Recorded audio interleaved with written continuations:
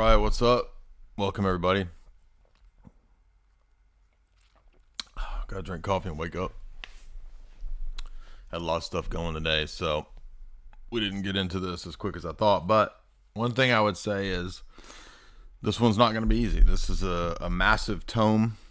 A little bit of background. Well, before we get into that, I want to point out that a lot of people were like, you're just going to be doing your garbage comedy? You're not going to be doing lectures? No, I said that we would continue doing all the stuff that we do, but we're going to tweak the format a little bit. That's all I said. So no, we will continue always to be doing the lectures because people find a lot of value in that. Not many people have the time to read this big old hunkin' 1,200 whatever many page book it is. And as you know, I'm the nerd that does your homework for you, and then I help you out back. We step back to the playground, and then I give you the cheat sheet. That's how it works. Now, I mean, you can go read City of God if you want to. There are abridged versions. If you want to read the abridged version, I thought that's kind of lame. I'm not going to read the abridged version. And then there's the big, full-on version. And my history with this book is that it was, I don't even remember where I heard about it, but probably from James Jordan. Because the basic thesis of the book, of course, is the symbolism of the two cities. The heavenly city, the New Jerusalem, the city of God. The earthly city, the Tower of Babel, fallen empires, kingdoms, flesh Israel, according to Galatians 4, the city of man. So, hearing about this book as a Calvinist, so I heard about this book when I was 20 years old. I even have my notes at the very beginning of my copy that it was my girlfriend at the time gave me this copy in the year 2000. So I have an old paperback 2000 era Penguin version with all of my same old notes. And I took copious notes because for me at that time, I was beginning to wonder about Protestantism. I was beginning to think, well, I don't know, man. There's some questions about the canon, questions about tradition. And this other important question of historical figures that Calvinists revere. And no church father is closer to the heart of a Calvinist than St. Augustine. So, hearing this all the time as a Calvinist, I realized, well, I'm going to have to read Augustine himself and see what he says. I'm going to have to read Calvin's Institutes, see what they say. Going to have to read Rushdoony's Institutes of Biblical Law, see what they say. So, I dove into all these texts when I was 20, 21. And this one is very vivid in my mind because I was at Bible college. It was my first semester at Bible college. I'd gone to a different university for a semester before that, but this is my first full-on Bible college semester. Of course, I didn't stay at that Bible college, but it was Christmas break, the year 2001 or 2, somewhere in there. And I decided, so everybody went home for Christmas. I, for various reasons that year, did not go home for Christmas because I was a good ways away. And that meant that I was staying in the dorms alone. I think it was like me and an old creepy janitor. That was it. Old creepy janitors did not give you much conversation. So I had 2 weeks to myself every day, just me at the Bible college. Pretty much nobody was there. So I was like, well, you know what? I'm just going to take this 2 weeks and I'm going to read City of God. And that's what I did every day, all day, into the night. I remember going to, Barnes and Noble? Remember those? Back in like 2000, it was still fun to go sit at a Barnes and Noble in the coffee shop. No, Borders. Borders is the one that's gone. They still have Barnes and Nobles. So, but I'm sure that bookstores won't be around much longer. Anyway, I remember sitting there for hours and hours just reading through, taking copious notes And yes, back in the year 2000, I took the same style of notes that I take now, except now I can't, half of it I can't read because I wrote too small. I would write like really small, very orderly script, and something happens. I guess it happens to doctors too. By the time you get older, you just write this like janky script that you can't even read. So I don't know. Becoming an adult, I suppose. Even though I was 20, 21 at the time. It was right around the time I started buying beer, right? So it had to be around the time of where I could order a beer at a restaurant at age 21. So before we get into it, last little bit about this, I wrote down all the questions I had because I had a professor. You can still find him on YouTube. I looked him up the other day. I had two professors, one Dr. Chad Brand, one Dr. Hal Ostrander. And I took my questions about City of God to them.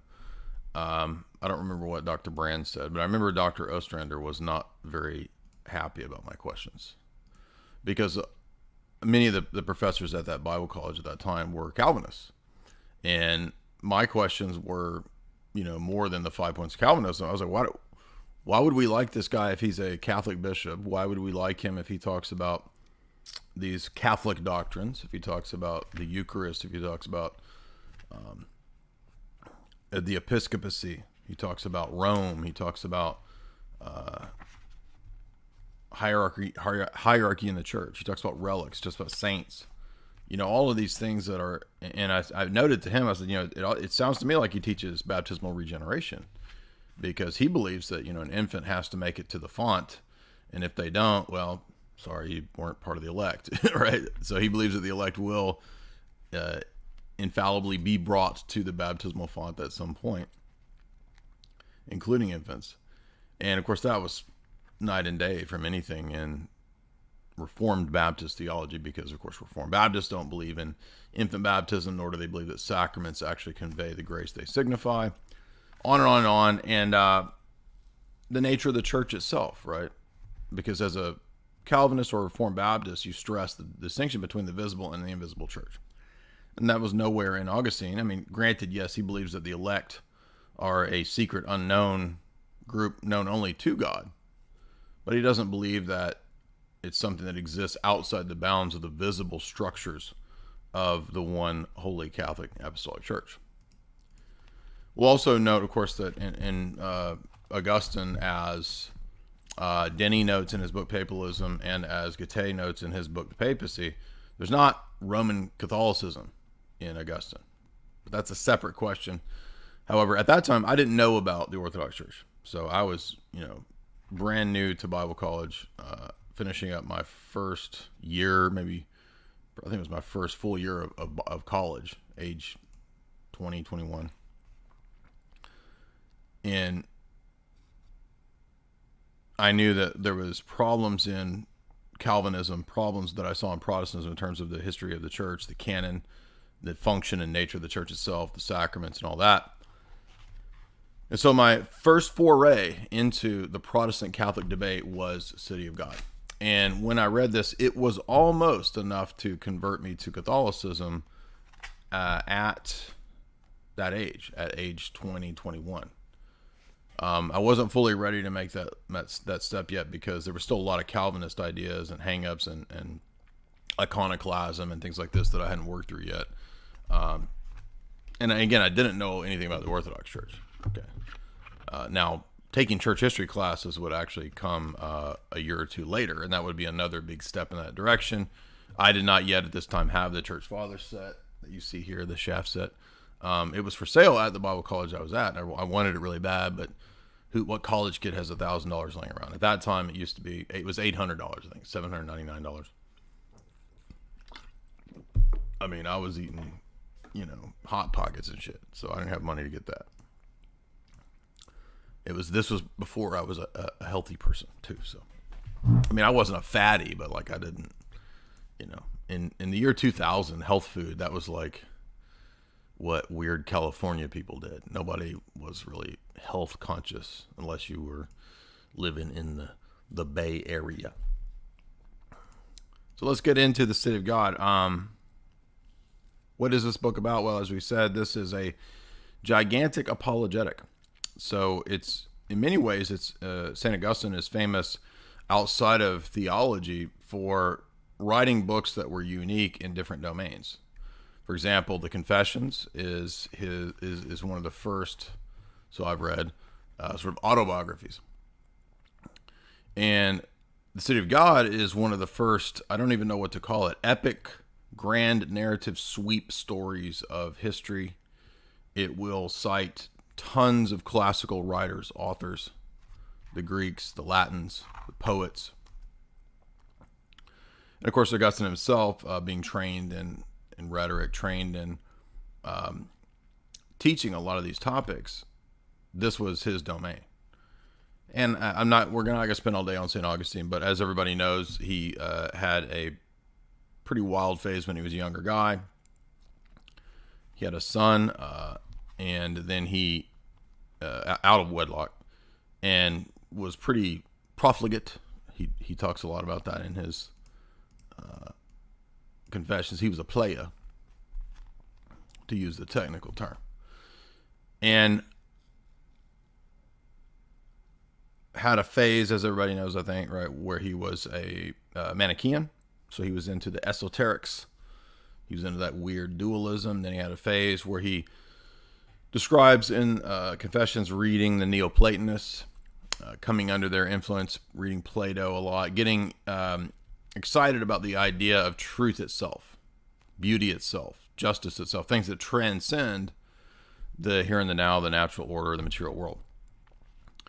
And to a degree, it's true that St. Augustine did include some elements in his theology. He did carry some of these elements over that were incorrect. Even the mature Augustine still got things wrong. Now, of course, for the Orthodox Church, he is still a saint. And the Fifth Council, in fact, mentions that his anti-Manichaean works are fully Orthodox. So they have the stamp of the Ecumenical Council. Doesn't mean that everything that he wrote has the stamp of an Ecumenical Council. We do not accept his speculations on the Trinity, for example, from On the Trinity. And I could lecture through on the Trinity as well if need be, because for the Orthodox, the Second Ecumenical Council of Constantinople is where we first find the universal dogmatic declaration of what the Trinity is.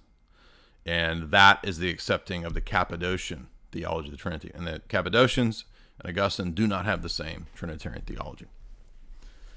Nevertheless, many of Augustine's devotional writings, homilies, psalms, commentaries, expositions, the first, 9-10 volumes of the Shaft Set is just his writings, and that's not all of his writings. Okay, the Shaft Set doesn't translate his letters, doesn't translate On Genesis in the literal sense, doesn't translate many things. So if you want more than what's in the Shaft Set, you have to go to like CUA, Catholic University of America Press.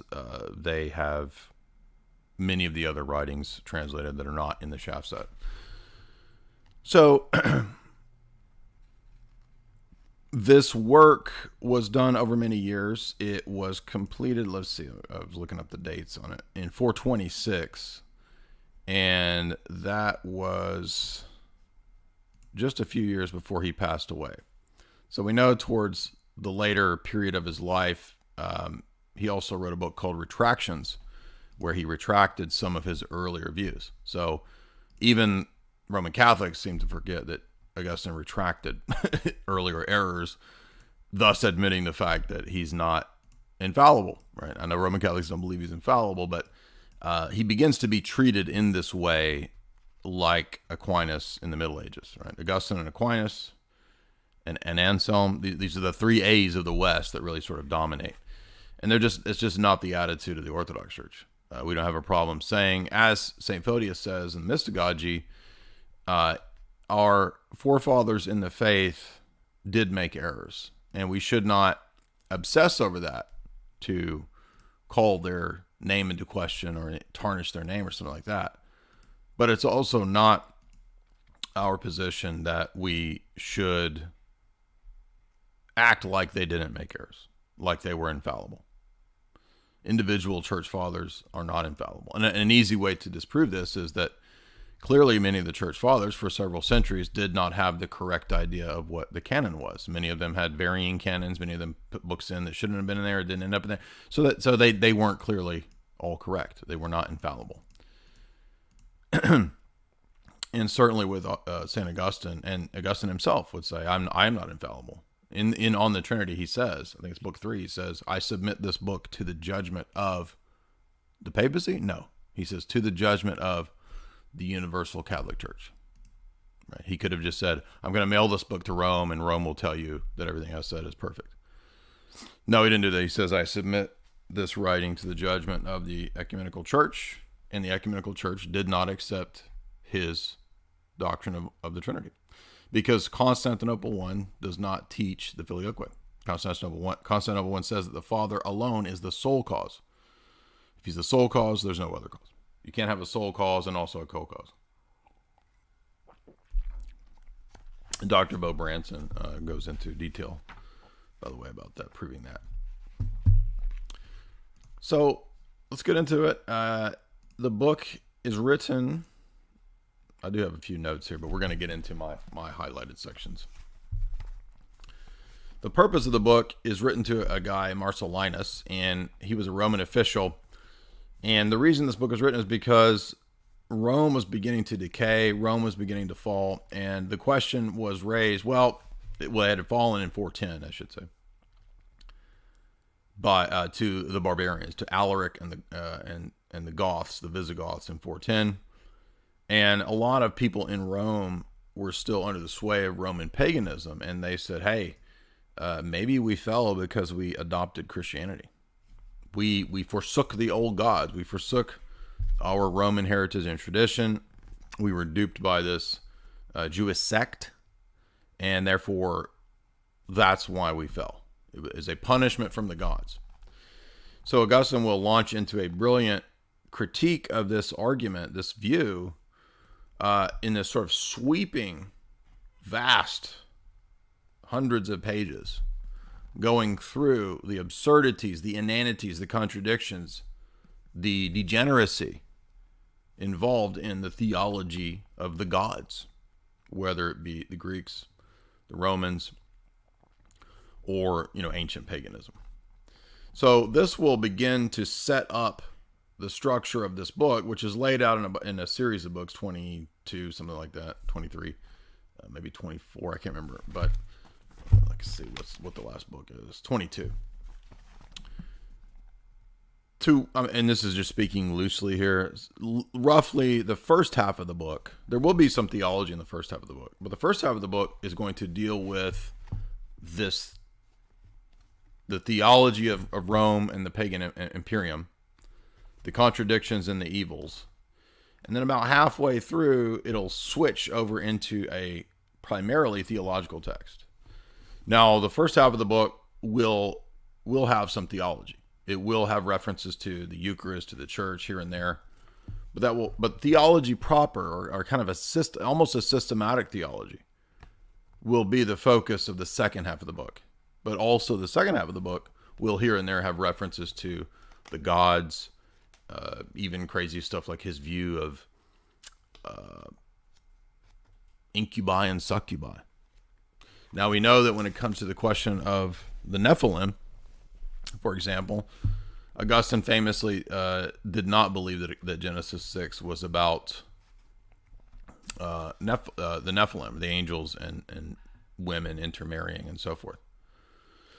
And a lot of times, rationalists and people who want to discredit the Genesis 6 view, they come along, and they love to cite Augustine, just like they will for evolutionary theory too, which is bizarre because even though Augustine did not hold to the traditional 6-day creation view, he didn't believe in anything close to evolution either. His view of creation is that it was instantaneous. So he had a speculative view that nobody had. So how that affords any support or evidence for the evolutionary view is beyond me, but nevertheless, people love to cite Augustine. And they love to cite, Augustine didn't believe in Nephilim. Yeah, but did you know that he also has a lengthy section where he does believe in incubi and succubi? So if you want to play the rationalist, I mean, Augustine's not going to help you there. And to be fair, too, we should mention that Augustine himself had a hyper-rationalist phase when he was a young man. In Soliloquies, did you know that he gives, and I think there's a section that is very close also in City of God to Descartes. Did you know that Augustine's mental realm argument, I think, therefore I am, that Augustine has a proto version of this argument way before, 1,000 years before Descartes? A lot of people don't know that. Now, in Soliloquies, he when he was a young man, he toyed with the idea that reality is a version of panpsychism. The reality is purely mental, a form of idealism. As he matured, he didn't keep to that view. He became less and less of an idealist rationalist. But unfortunately, even towards the end, he still retained a lot of the influence of Neoplatonism. And that is evident in many ways. And I'll even mention a few books that will critique this. I forgot to grab one of my other books because his view of illumination is actually not the Roman Catholic view post-Aquinas. So Aquinas and Augustine do not agree on everything either. So don't be fooled by the Roman Catholics that act like, oh, Aquinas and Augustine are ours and you guys have whatever. Not really, because there's areas where Augustine's doctrine of illumination, for example, even though he's inconsistent and kind of back and forth on his view of grace, exactly what it is, he would be more in our camp in the sense of the way St. Gregory of Palamas would believe illumination, divine illumination occurs. Now, again, I know that he believes that he's confused about whether grace is created or uncreated, but the direct perception of the divine light and that illumination occurs in that way is what Augustine thinks. And there's a whole book on this by Professor Ron Nash. I think it's called Theory of Light, something like that. And it's highlighting where Augustine and Aquinas differ on this issue. This is partly why, if I recall, some of the Franciscans disagreed with Thomas. Right? So Scotus, Bonaventure, they in areas agree with us precisely because of these things. Not just because of the Augustinian view, but... And this is also why Calvinists will find... they will try to have reference in Augustine to this point, because they will try to argue that Augustine's view of the direct illumination by the Holy Spirit is much closer to their view of soteriology than what you find in Rome. I'm not saying the Calvinists are correct in that, but I'm saying that you can see how, just like with Augustine's doctrine of predestination, I mean, it's not identical to the Calvinist view, but it is an unconditional election. So in ways he does, his opinions do lend support to many different groups down the road. Now, if we followed one church father as infallible, that might be a big deal, but we don't, so it's not that big of a deal. We don't have a problem saying that, especially over the span of decades. Okay, I don't care who you are. If you are immersing yourself in theology, philosophy, the classics, literature, rhetoric, logic for decades, you're going to get things wrong. You're going to change your positions. And Augustine had many changes of positions. So this idea that the saints somehow, like, when they're 20, like, you know, they know it all and they never change their views. That's not true. It's not true. St. Maximus got things wrong. St. Maximus changed his views a few times. So we have to keep that in mind so that we don't adopt a hyper-rigorous position that's unrealistic and has bizarre expectations, as if every church father was all in agreement with everybody else. That's not what patristic consensus means. And sometimes church fathers erred on things that might surprise you, like Irenaeus thinking that Jesus lived to be 50. I mean, what? It's just bizarre, right?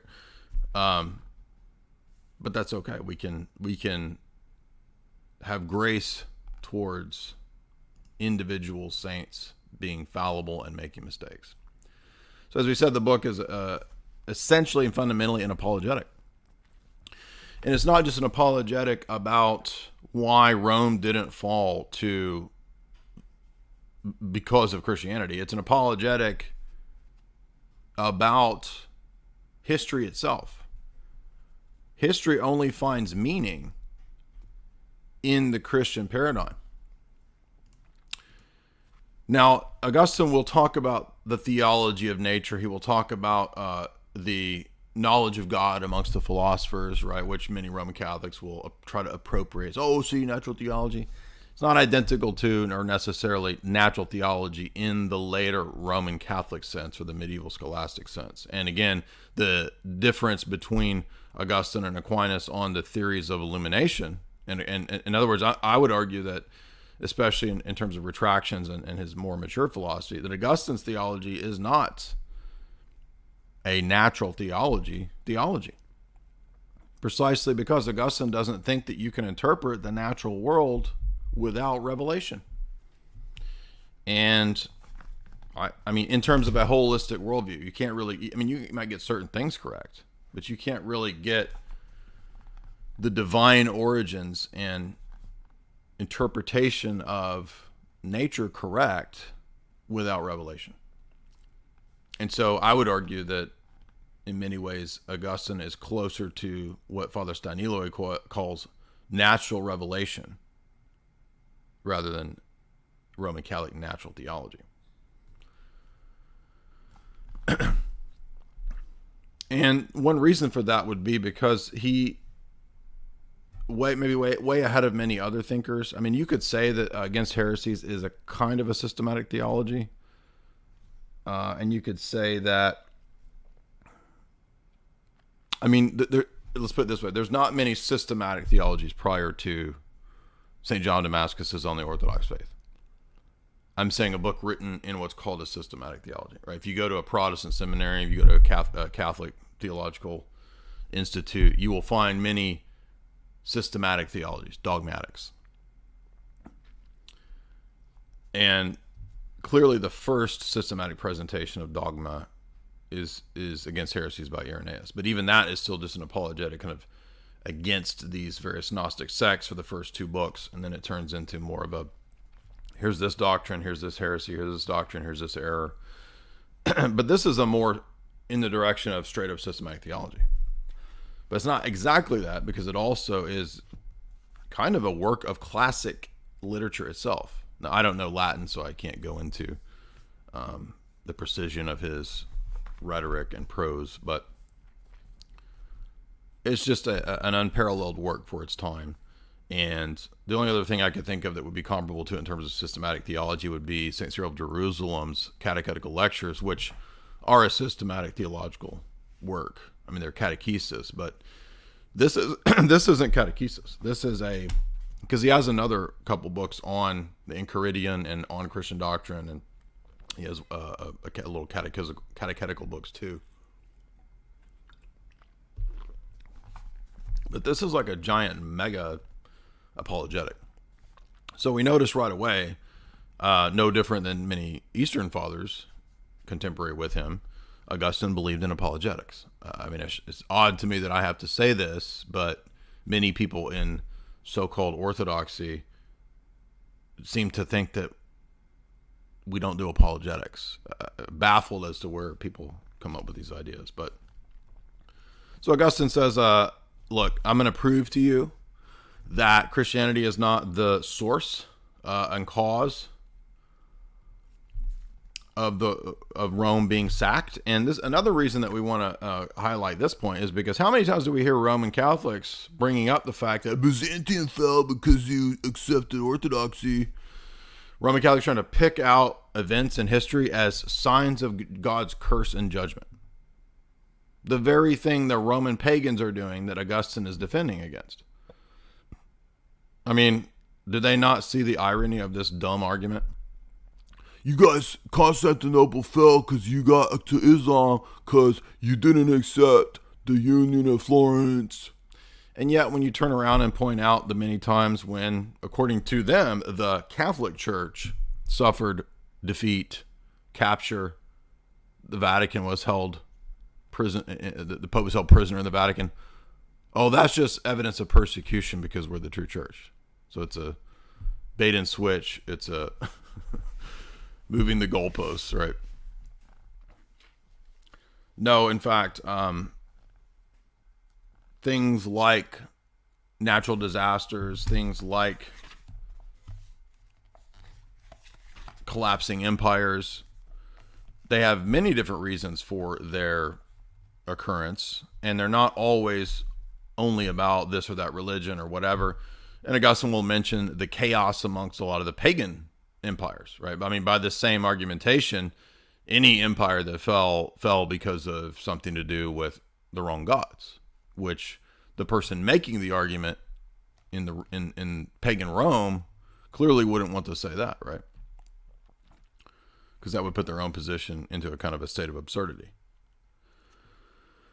And so he begins by saying, look at all the household gods, look at the stupidity of what Rome has done in her tradition. And he starts getting into some of the poets, Cato, he gets into some of the different stories. I think he mentions Homer. And he points out that if you look at the sack of a city, and if you look at what the gods have said, you don't have any consistent ethic or way to found a city or judge a city or structure a city, an empire.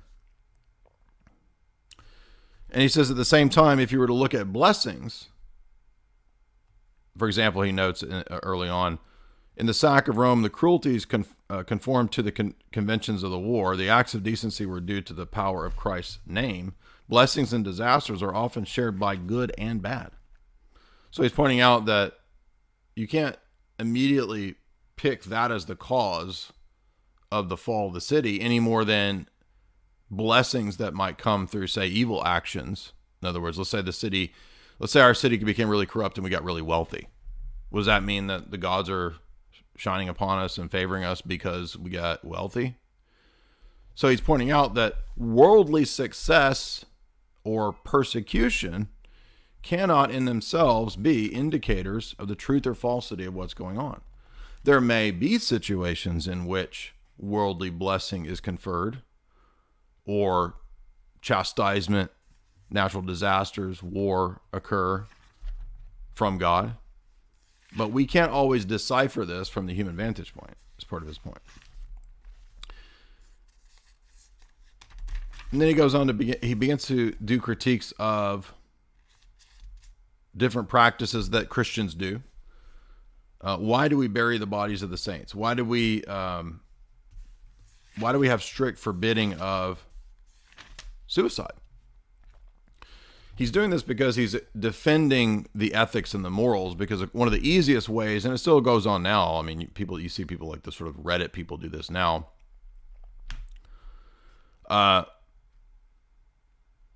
Pointing out that the ethics of paganism themselves refute paganism. For example, if the pagan gods had the power they had, why weren't they able to protect the city? For example, Virgil points out that the images that were put up that defeated the Trojan gods, they were carried to Rome after Troy fell. Augustine says it is madness to expect that these deities, themselves in need of protection, could render aid. And he makes many types of arguments like this. And he also points out that there were, in the Old Testament, righteous people who themselves still had sin. There's no saint who was without sin. Even Job had sin. Right? And so you can't match up blessing and disaster one-to-one to this or that virtuous action or this or that evil action, whether it's individuals or whether it's the society as a whole. And, again, the morals and the ethics of the pagans were so contradictory and so all over the place that you could almost say that they didn't even have an ethic. They didn't have a justification for any of their ethical norms. And then he goes on to try to say, look at the ethics of Christianity and how it's actually superior to what you're calling the pagan virtue ethic. And so that's when he begins to say that he has to explain the practices of the Christians, because it was pretty common amongst the anti-Christian attitude of Rome to say that, you know, Christians did all these crazy practices, and it wasn't true. Like, oh, they eat and drink blood, right? Because they would hear about the Eucharist, and they're eating and drinking blood, or they bury the bodies of the dead because they eat the dead, or they worship the saints as deities, right? So the very things, by the way, that Protestants and evangelicals say about orthodoxy, Augustine had to defend against that kind of accusation even back at that time. By the way, if you're having a good time, if you would hit like and share. There is the super chat there to send your questions, your super chats and whatnot. We'll get to those eventually. But one of the ethical points that he brings up is suicide. He says one way we can contrast the Christian ethic from the pagan ethic is, he mentions the case of Lucretia, and he mentions Lucretia's suicide, and he says, in our view, there's no validity for suicide. All homicide is not murder, Augustine says, but all murder is a sin. So not all homicide is a sin, but all murder is a sin. So we know, of course, that Augustine will not have any kind of liberal American democratic view of church and state, nor is he a pacifist. And he also will pull from the pagan philosophers. He'll pull from Plato, especially, and make arguments on the basis of, even Plato said this, even your philosophers, even your poets have said this, right? Again, echoing Paul's usage of some of the pagan philosophers and poets in the Acts 17 Mars Hill dispute. So I think he's consciously, right, modeling his apologetic as best he thinks on the Pauline approach. And he goes back to, he mentions Cato's suicide. He mentions Regulus was a noble example of fortitude, more so than Cato, but Christians supply a much nobler instance. So again, he will pull out of the pagan literature and philosophy when he sees fit, or when he sees a good argument, which again is our view, right? As Orthodox, we don't have any problem pulling from Aristotle, pulling from Plato, pulling from Homer. It doesn't matter, right? If somebody has a good argument, a good insight, a good point, if there's a virtue ethic present, there's nothing wrong with that. And that, by the way, is not identical to natural theology. Two different things.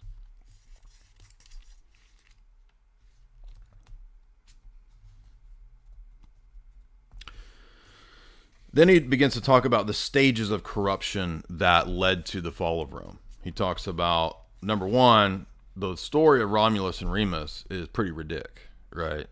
It's like, I'm trying to vaguely remember the story of like the two brothers, and there's like a wolf, or it's just some crazy mythology, and even it's founded on sus morality. And then he goes on to talk about the stages of decay and corruption which occurred in the empire. He says that this is no better attested to than in the entertainment. By the stage, he begins to talk about the theater and the entertainment. Now, we have a lot of rigorous and hyper spiritual Pharisees who like to come along at times, so-called Orthodox. If you go to the movies, you are subjected to the excommunications of the ancient canons, which say that the theaters are automatic excommunications. And it's like, go read City of God, where he talks about the theater. Like, this is not...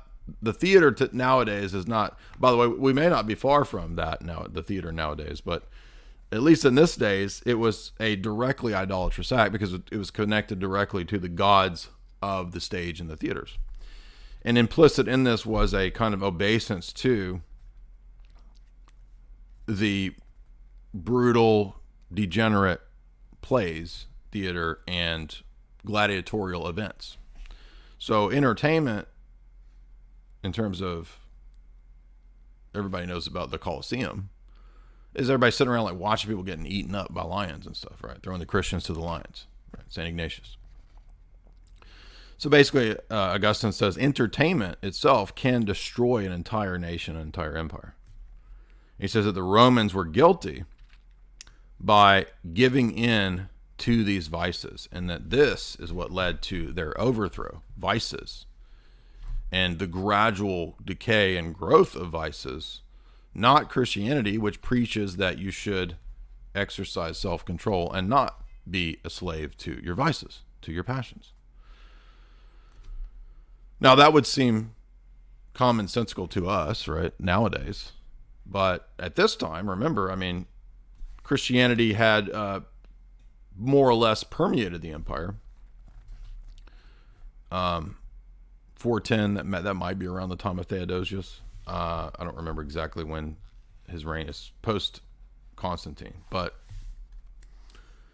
there's still obviously a lot of degeneracy there, and Augustine is saying that no, we would be a lot stronger if we had adopted more of the Christian principles and not less of them.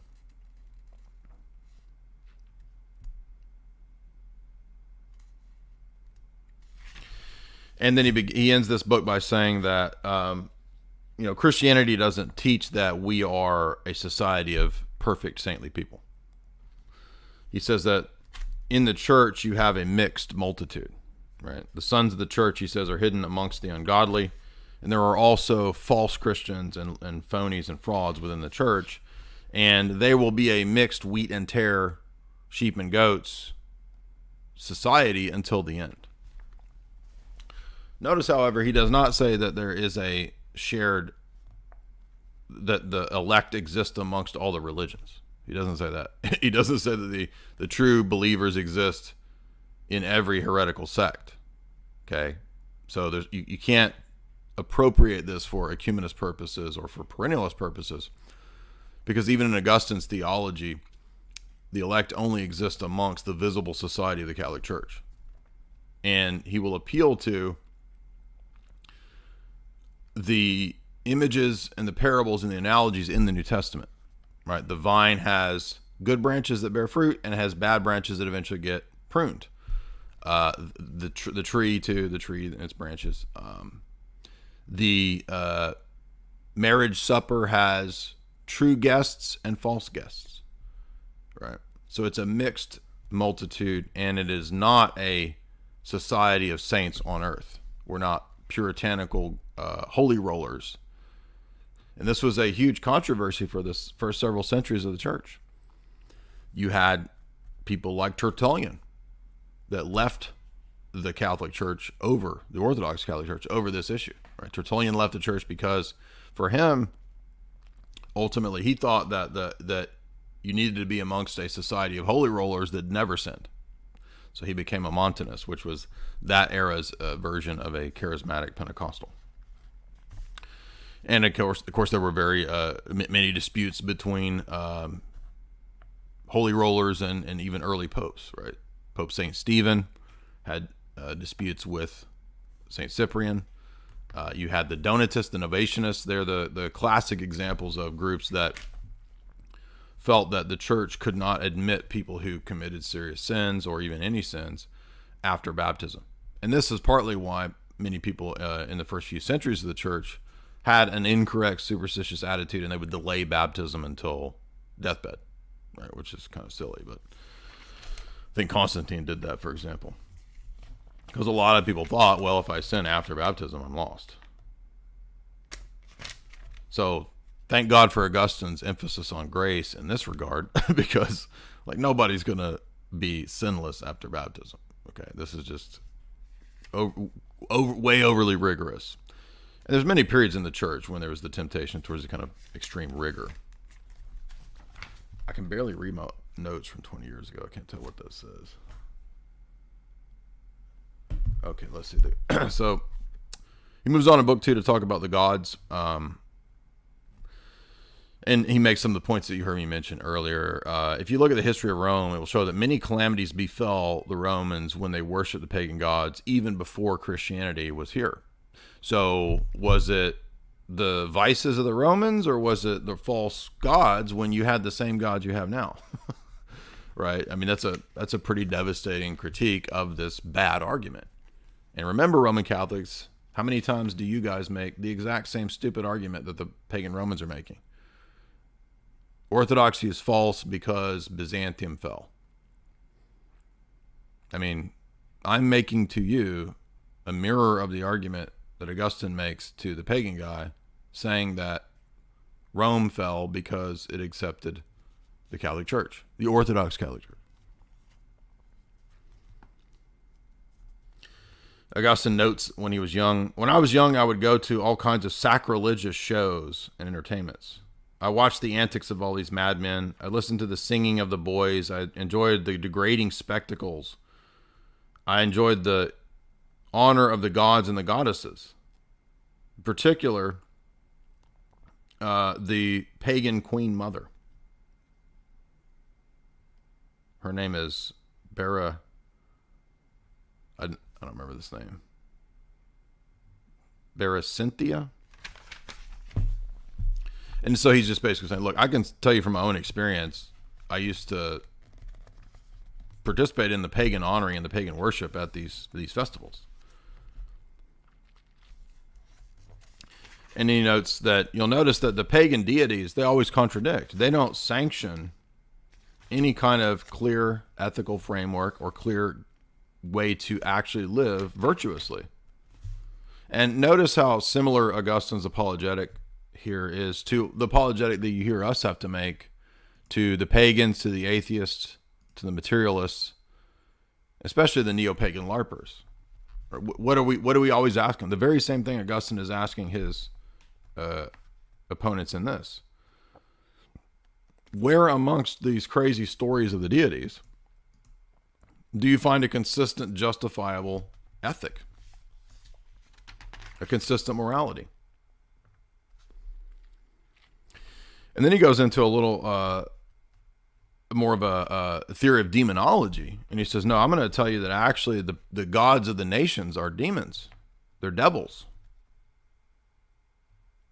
He says the malicious designs of the demons allow the entertainment of allow the reenactment of their misdeeds and their actions. So in other words, he's saying that a lot of not everything, because Augustine was a classicist. Many of these pagan philosophers and writers he likes a little too much, but he is basically saying that the theater and the plays, they're demonic. Now, that doesn't mean everything about them is evil. It's not inherently wrong to have a play. It's not inherently wrong to have literature. But he's saying that what Rome is holding up as the entertainment ideals that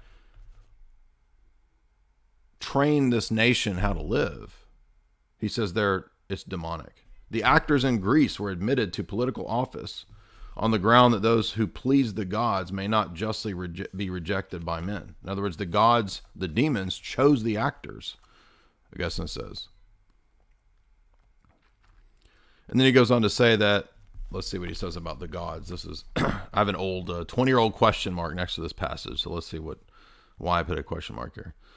With the true God's help, we shall discuss all this in their ceremonies of the gods, the banquets of the gods, in greater detail later. To keep our present point, it may be that all of these honors paid to the gods are rendered to all the gods indiscriminately, on the assumption that there are all good gods, for the existence of evil gods is an improper idea, although to be sure all of those gods are evil, being themselves unclean spirits. Oh, I get what he's saying. So when I read this, I wasn't sure what he was meaning by evil as a privation versus evil having being. We'll get to that in a minute, because Augustine will make quite a bit of use of that in this work, because he'll have to give a theodicy in this book as well, right? So remember, part of his apologetic, he's going to have to deal with, okay, well, so you don't believe in the gods. Well, how do you, on your Christian view, explain good and evil? And he will have to make use of the notion of privation and of evil as they move the will away from the good, as all the church fathers do. So he goes on to say that even when we speak of the gods as evil. They're not in themselves evil. So, and that was probably the first time I was introduced to that idea when I read this. Because as a Calvinist at that time, I didn't really have a very sophisticated idea of theodicy, right? How to give an account for good and evil. I might have even thought that evil had its own existence, right?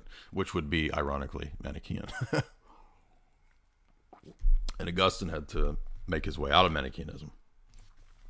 So he goes on to discuss more stories.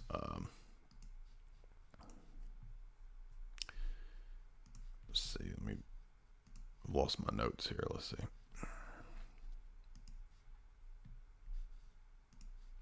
By the way, if you're enjoying this, it's going to get into more relevant details here in a moment.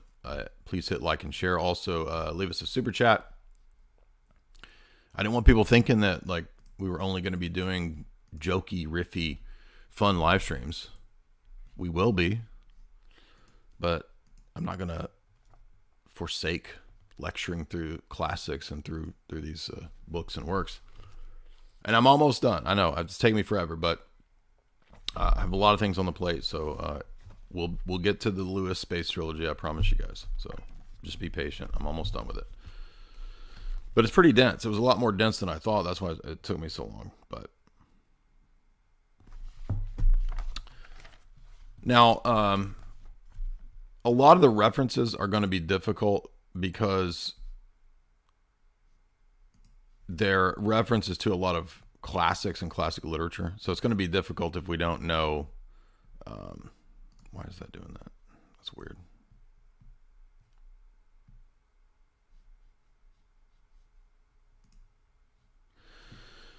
If you don't know the classics well, which again, I am not a classicist, so I cannot go into great detail about the different Roman classical writers, but Augustine did know them very well, and that's what he taught. So he's certainly an adequate guide to critiquing this. And notice that the critique that he's doing is a critique of inconsistencies. He's showing the contradictions between the stories of the gods. He's saying that, look, the gods have failed miserably in terms of promoting any kind of ethic or lifestyle that would lead to human flourishing, that would lead to virtue, righteous living. And Augustine goes on to say that the fault is rather the pagan gods, quote, concealing the precepts of a good life from the people who worship them.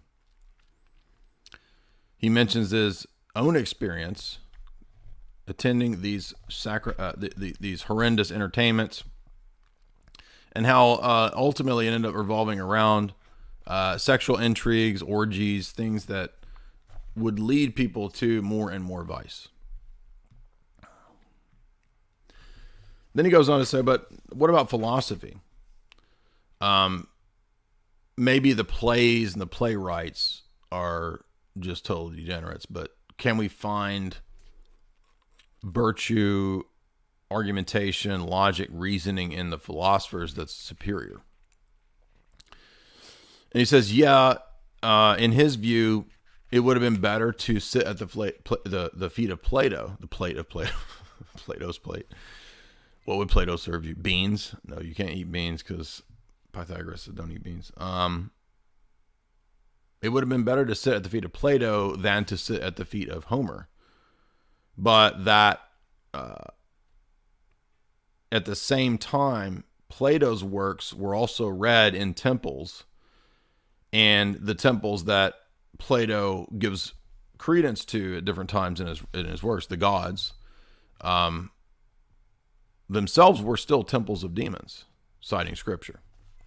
And he does mention this. He mentions instances of perversity, and I can't. Some of these practices I'm not going to read, but self-mutilation practices, we'll say. And he says, I could cite Cicero. He goes on to say Cicero was one of the Roman philosophers and statesmen who did call out Roman depravity.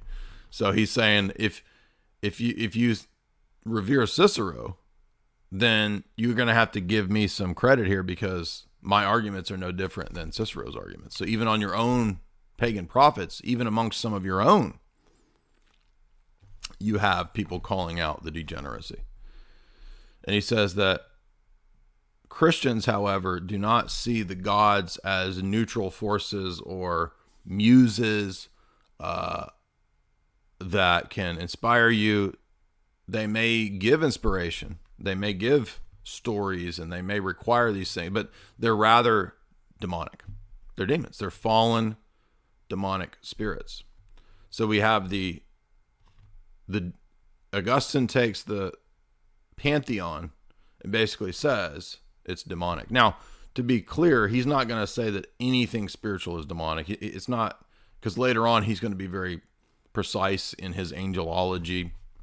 He's going to have essentially a kind of, an Orthodox angelology, the idea of the 9 choirs of the angels and all that too.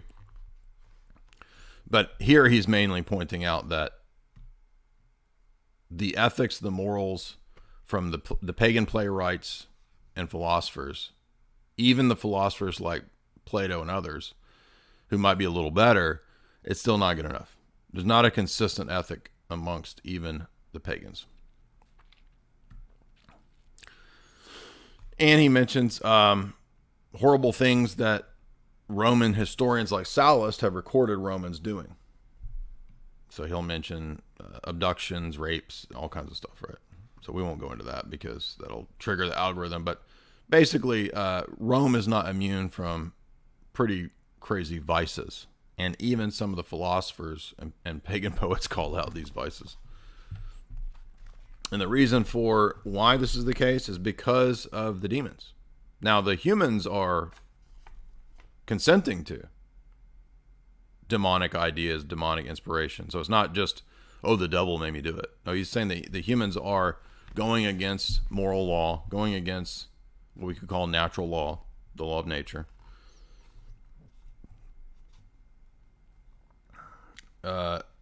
Let's see what he says in these sections I have starred.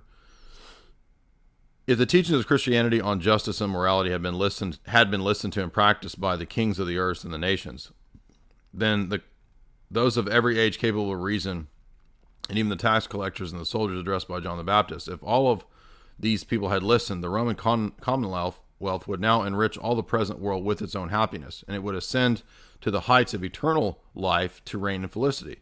Some listened while others rejected. The majority of the blandishments of sin, no more congenial than the solitary harshness of virtue. And so Christ's servants, whether they are kings, princes, or judges, or soldiers, or rich or poor, freemen or slaves, men or women, are bidden to endure wickedness and the corrupt state that they live under.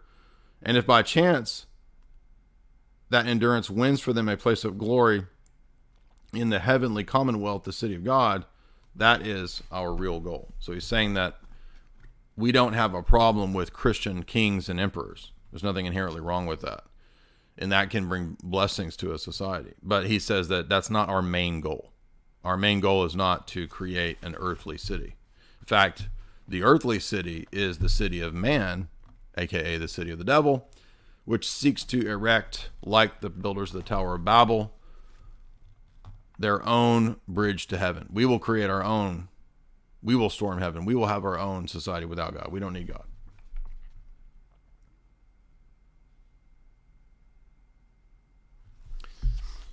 My note says, this whole book parallels America and its degeneracy. Exactly. So even 20 years ago, I mean, imagine how more degenerate we are now than 20 years ago.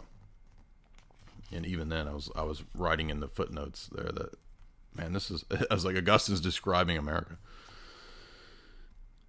True justice is found only in the commonwealth whose founder and ruler is Christ. If we agree to call it a commonwealth, seeing that we cannot deny that it is a wheel of the community. However, this title, so commonly used elsewhere in a different sense, may be too remote, because the city of which Holy Scripture says is the glorious things are said about you, O city of God.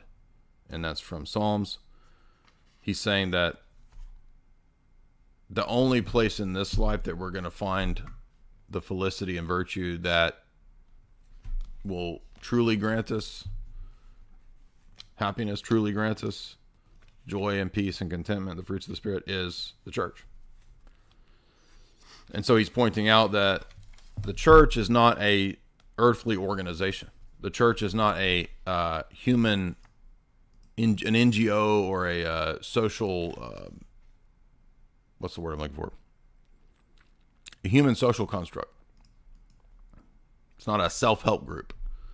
It's a divinely established, visible community that invades history, if you read the book of Daniel, right? And he goes on to talk about how the Roman gods said they wanted to be worshipped, how inconsistent it was, how they demanded, he says, unclean spirits would demand all kinds of perversity. The demons would claim to have and give powers over certain things through sacrifices. He says all of this is evil. We should have nothing to do with any of that. So it does touch on occult practices, magical practices. Evil spirits encourage crime by giving the authority of their own supposed divine examples. So what's interesting is that Augustine's philosophy of history begins with angelology and the demonic. I mean, it begins with basically saying, it begins with presupposing the truth of the fall in the Genesis account.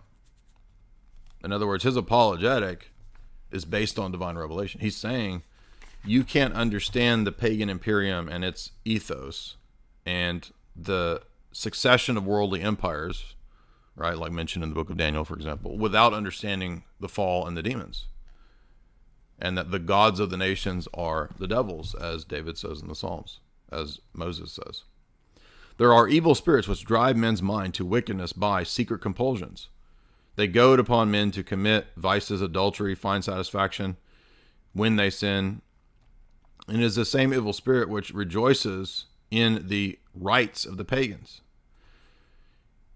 He it is who erects images of demons in these temples, and who delights in the representations of demons in their immorality in these spectacles, and who worships in secret the words of, who whispers in secret the words of righteousness to deceive these people. In other words, they claimed that they had righteousness and they had secret words and codes. And so basically he's talking about secret societies and secret pagan worship and eyes wide shut type stuff. And he's just saying that it's just all a bunch of degeneracy. And he says, now contrast that kind of stuff with the Ten Commandments, with the ethics of Christianity. And is this any different than every debate I've had with every pagan? I mean, every time I'm like, I mean, you're mad at the degeneracy going on in our society, but you're a pagan and you can't tell me what is and isn't degeneracy and why. On what basis? It's all relative. Literally, it's all relative. But you claim to be objecting to the libs, and liberalism is relative. You have the same liberalism and relativism as the people you're arguing against. So how are you going to have a better society? It's just arbitrary. So moving on to book 3, he focuses on catastrophes before the era of the kings up to the reign of Augustus, the first emperor. He shows that in any of these cases, based on this approach to trying to find blessing and cursing through historical events, won't work because the gods cannot be relied upon in either of these cases from that view, from that pagan position. He says before the coming and incarnation of Christ, almost all the world worshipped false gods. They were immersed in idolatry. Moreover, the peoples of the world still suffered constant disasters. So if the fall of Rome is the fault of Christianity, then why isn't the fall of every city the fault of the pagan gods that they worshipped? You see how just ridiculous this is, right? Now, you would think that he could make that argument pretty quick, but one problem with Augustine is that he is super wordy. I mean, he's wordier than Tolkien. I mean, Tolkien is super wordy. I like both of these writers. I'm not knocking either one of them, but they're very wordy. And maybe that's just part of the style of that time. His style was to just on and on and on, and it's sort of like, get to the point, man. I mean, how many pages does it take to point out that Roman and Greek gods are goofballs, right? They're evil. I mean, like 5 examples should suffice. But I mean, we're already 100 pages in. And it's like he's still making this argument. I mean, talk about hammering an argument home. I mean, 100 pages of pointing out. I mean, he'll then he goes to the Trojan War, the stupidity and the degeneracy there. And then he goes to Venus, Romulus, Remus, the stupidity there. And then he gets into more and more inventions and falsehoods of the gods. And then he says, what about the adding and removing of gods to the pantheon? And he just talks about how inconsistent this was and how even when you would add new ones, you would still have disasters. So is the adding of the new gods not good enough? Like, why are you still having the disasters if the not honoring the gods is the cause of the disasters, in other words? And he recounts the whole history of Rome, the abduction of the Sabine women, which Romans did to unlawfully gain wives. They killed the men and the fathers. Romulus killed his brother Remus. So he's saying, you know, kind of like Cain and Abel, like Rome is built on killing, like fratricide, right? And he's saying, what kind of a life and an ethic did the gods give you if this is what the city is based on?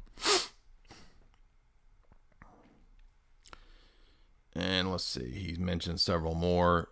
Punic War, Carthaginians, disasters for both sides. Who would be blessed by the gods when it's disasters for both sides, for example. Then he mentions the more and more evils and collapses and chaos that befell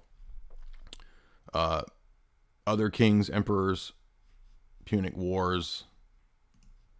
Again, hammering home still this same point.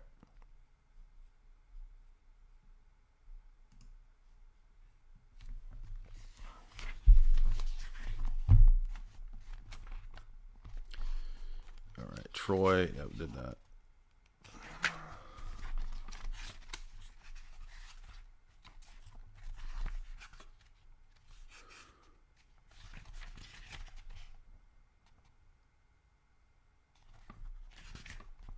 He goes on to talk about Rome had its best morals during the period of Scipio. He says that, we just covered that.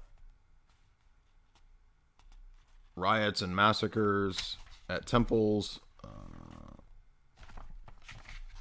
civil war.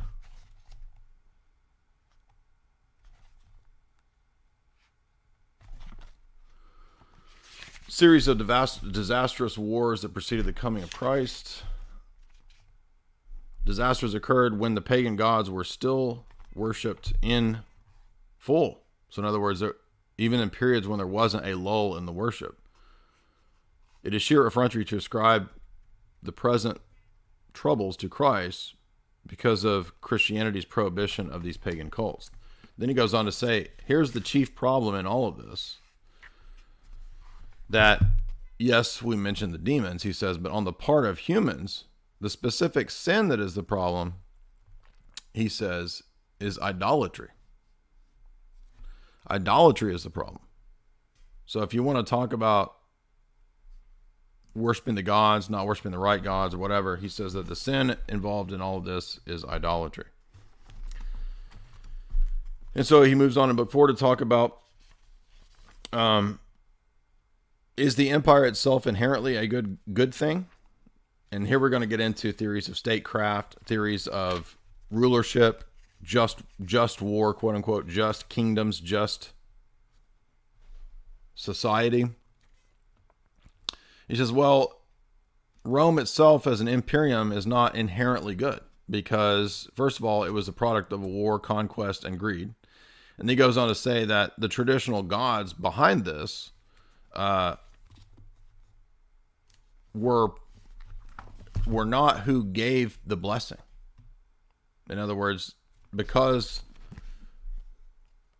Rome was victorious, it doesn't follow from that the pagan gods granted that victory, is his argument. Because his opponents would be saying things like, well, if we were evil, then why did we win? And he's basically going to point out that, well, what is a kingdom without justice? And this is a very famous section in the history of Western political theory and political discourse, because this book 4, will play an important role in statecraft and state theory for centuries to come, and even still to today. What is a kingdom without justice? He says it's no different than a criminal gang. If you remove justice, then a kingdom is nothing more than a bunch of criminals or gangsters. So he's basically saying it's like organized crime. That's it. If a kingdom doesn't have justice, and that's why we're going to need justice, some theory of justice. We're going to have to know what the just is itself. What is justice? And so he will begin to ask these sort of questions very similar to what Socrates asks in various Platonic dialogues. If you're, let's see. If merely to loot and plunder is justice, then if this villainy wins so many recruits from the ranks of the demoralized, if it acquires territories, establishes bases, captures cities, subdues people, and then openly arrogates itself to the title of a kingdom, which is conferred upon it in the eyes of the world, not by renunciation of aggression, but by the attainment of impunity, he says that this is no kingdom, but rather a tyranny. And he says, well, what's missing here? The rule of God. If a kingdom does not submit to God, then it is no kingdom, it is a tyranny. So for Augustine, the state is not an autonomous institution free from divine law. It's not an institution that has nothing to do with the church. It's not an institution that the church ignores and tries to run away from. We don't teach pacifism. None of that is in here. In fact, he supports the death penalty. And he says that the state should essentially be structured on Christian principles. Now, that doesn't mean that we try to convert the state first and foremost, because he'd already been saying that that's not what our goal is. We're not trying to set up an earthly empire. The church is the heavenly empire, the heavenly city, the heavenly kingdom. But when it permeates and influences a society, and it converts the society, there's a natural ebb and flow to this where the government itself will even begin to reflect Christian principles in its laws. And he talks about that he's going to have to go back to this idea in the Old Testament, right? That in the pagan period, the pagan emperors and rulers, being influenced by the demons, wanted to be worshipped. They want to be worshipped as gods. The state is God. He says, no, only God is to be worshipped. He is recognized as the giver of felicity, even if his name is unknown. And he says that even some of the pagans had some knowledge of this monotheism. And he said, even they could recognize at times that there's only one God that should be worshipped. And he can point to different times and different empires and different places when monotheism was the case. And he will even say the Old Testament.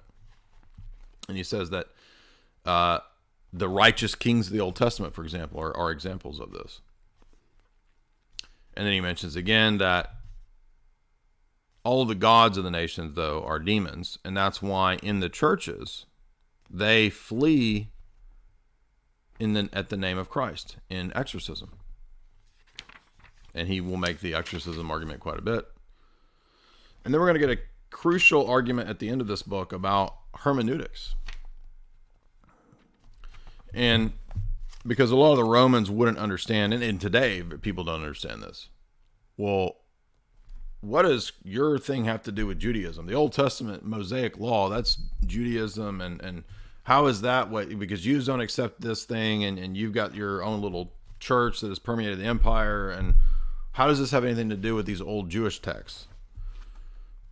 And so Augustine says, well, that's where this book is going to be, in part, an apologetic based on hermeneutics and interpreting the Old Testament through the types, allegories, and the symbols and the prophecies. Okay, doesn't mean that we reject the literal meaning. We don't cast it out. We don't go crazy with allegorizing like Origen did, to the detriment of the historical attestation and reality. And so Augustine will have that famous phrase towards the end of book 4, the old is in the new, the new is in the old concealed, the old is in the new revealed.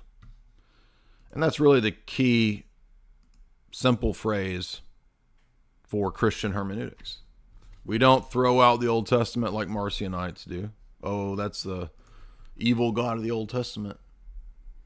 The Old Testament is through many types, shadows, and symbols foreshadowing what is the fulfillment in the period when the Messiah comes. Likewise, when the Messiah comes, we don't throw out the Old Testament. We can look back to it as a powerful proof of the religion, given the countless predictions, prophecies, and stories that tell us the details, even to the point of when he will be born, of the life of the Messiah. His death, burial, resurrection, all of that throughout the Old Testament, through the Psalms, over and over and over. So, by no means are we disconnected from the Torah, the prophets, the Psalms, the wisdom literature. They are our books, in our view. But likewise, the New Testament completes, explains, and fulfills those Old Testament texts. The new is in the old concealed. The old is in the new revealed. Does that make sense? I'm going to have to plug in real quick the charger here, because so it's gonna go out for just 1 second. Don't freak out. Don't go anywhere. He says, the reason why God gives worldly dominions to good and to the evil is that in this present era is this, to prevent any of his worshipers who are still infants in respect to moral progress from yearning for such gifts as if they were of any importance. This is the sacrament, the hidden meaning of the Old Testament, where the New Testament is concealed. The Old Testament is the promises and gifts about earthly things, but even then, the men of spiritual perception realized that although they did not yet proclaim the fact for all to hear, that by those temporal goods eternity was signified, and they understood that what things were gifts of God which constituted true felicity.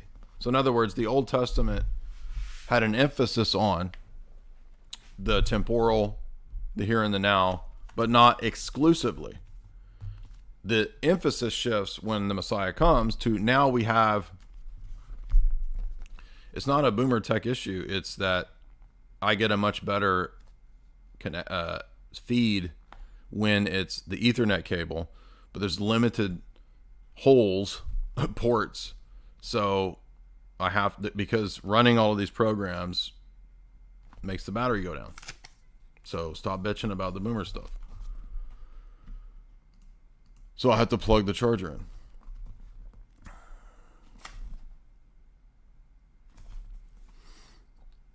But this is a balanced view. This is the Orthodox view. This is a correct view, that he's not saying that the Old Testament events aren't real or they didn't happen. He's not saying that it's all allegories. No, the correct view is that the Old Testament events happened, but they don't end there. They're not ends in themselves. They are foreshadowing events that are fulfilled in the New Testament, and the eternal realities of the New Testament signified and foreshadowed in temporal events and temporal realities in the Old Testament. Now, that doesn't mean that temporal things are bad and the eternal things are good. Okay, that's a Hellenic Platonic view. We don't believe that. God created matter, God created this world, and he created it good. And even Augustine himself had a hard time with this. It took him a long time to really come to grips with this, given his Manichaean and Platonic background, to admit the goodness of the created world in the material world. And even still, the root of his divine simplicity mistake, the root of his dialectical view of man's will, of a dialectical irresistible movement between creatures and the divine, is still premised on struggling with the goodness of the created world. Because if you know that in the Platonic view, there is just this assumption, this metaphysical assumption, that pure unity is of a higher ontological status than multiplicity. Pure stasis is a better status than change or flux. And so you could look at it sort of like a continuum here, right? So the Orthodox view, let's put it right here, will say take St. Maximus. And even St. Maximus still made mistakes on this. St. Maximus says, no, there's no dialectical tension between time and eternity, between stasis and change, between the one and the many. Right? But even he was still a little tainted with this idea because he thought that Adam and Eve were somehow in a more fundamental unity and didn't have gender, which is weird. But some church fathers had that view. Others did not. There's a dispute. There's a debate amongst church fathers on whether Adam and Eve had gender before the fall. And we can say without any problem, as Father Deacon Dr. Patrick says, that St. Maximus just got this wrong. Right? Father Seraphim Rose gets it right. I think he's right if you read Genesis, Creation, Early Man. There's a few pages discussing this dispute. But to the side of Maximus would be Augustine, who has an even higher assumption and more of an extreme view that unity is superior to multiplicity, that eternality and stasis is superior to change. And then even worse is the extreme on the other side, origin. So basically we have Father Seraphim Rose, St. Maximus, St. Augustine, origin. Okay, of a continuum here. Does that make sense? Origin being totally Platonic, totally, no, we have to get back to pure unity. Free will is only willing the essence of the one.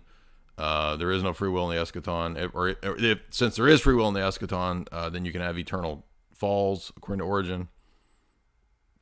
I was going to send you guys this. You guys need to see. This will be helpful if you don't know this. Let's see if I can post this little diagram that illustrates what I'm trying to say here. It'll be more helpful than what I'm rambling about. Yeah, here we go. This should work. So I'm going to put this on screen. And it will illustrate what I'm saying. Yeah, here we go.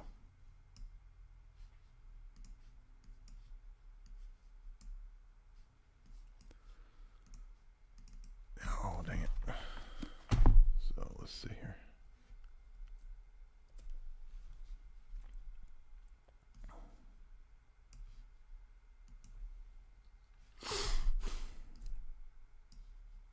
Now the point of this is we're not going off on Augustine. We are, this is largely a really excellent work. But this is an issue that we should address here. This would probably be a good time to do it.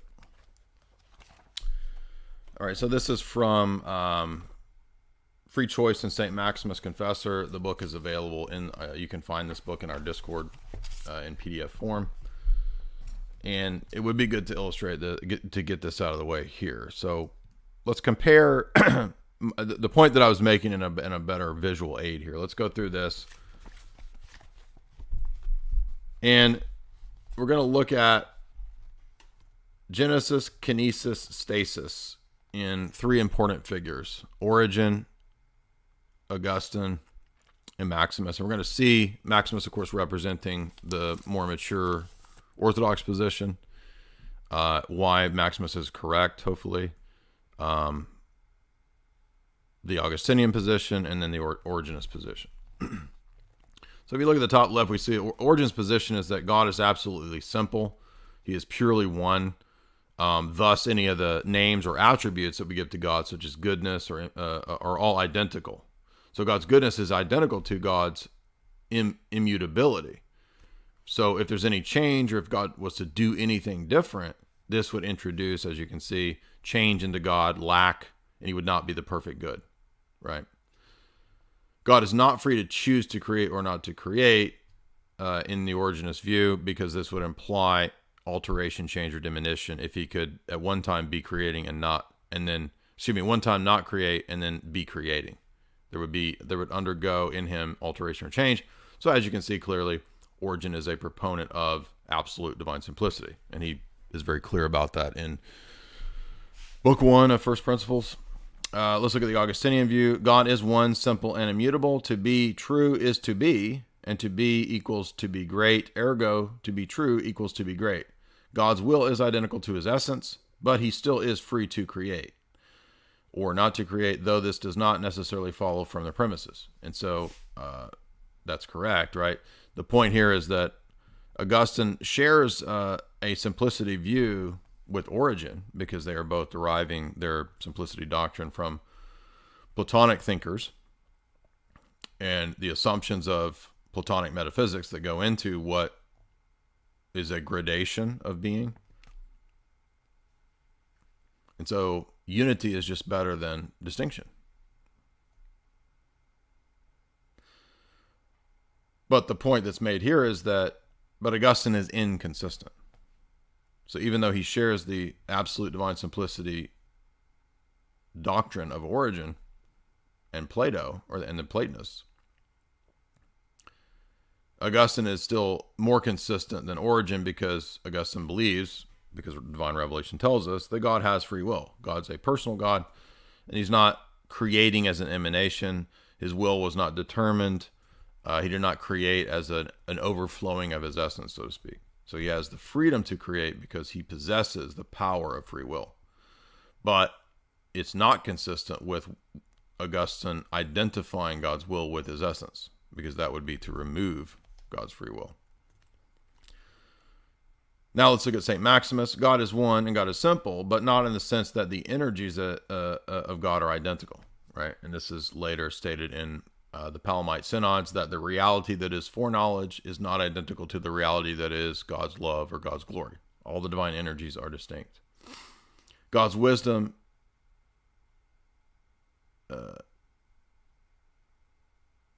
therefore God's wisdom is his truth, his justice, etc., is their distinct realities.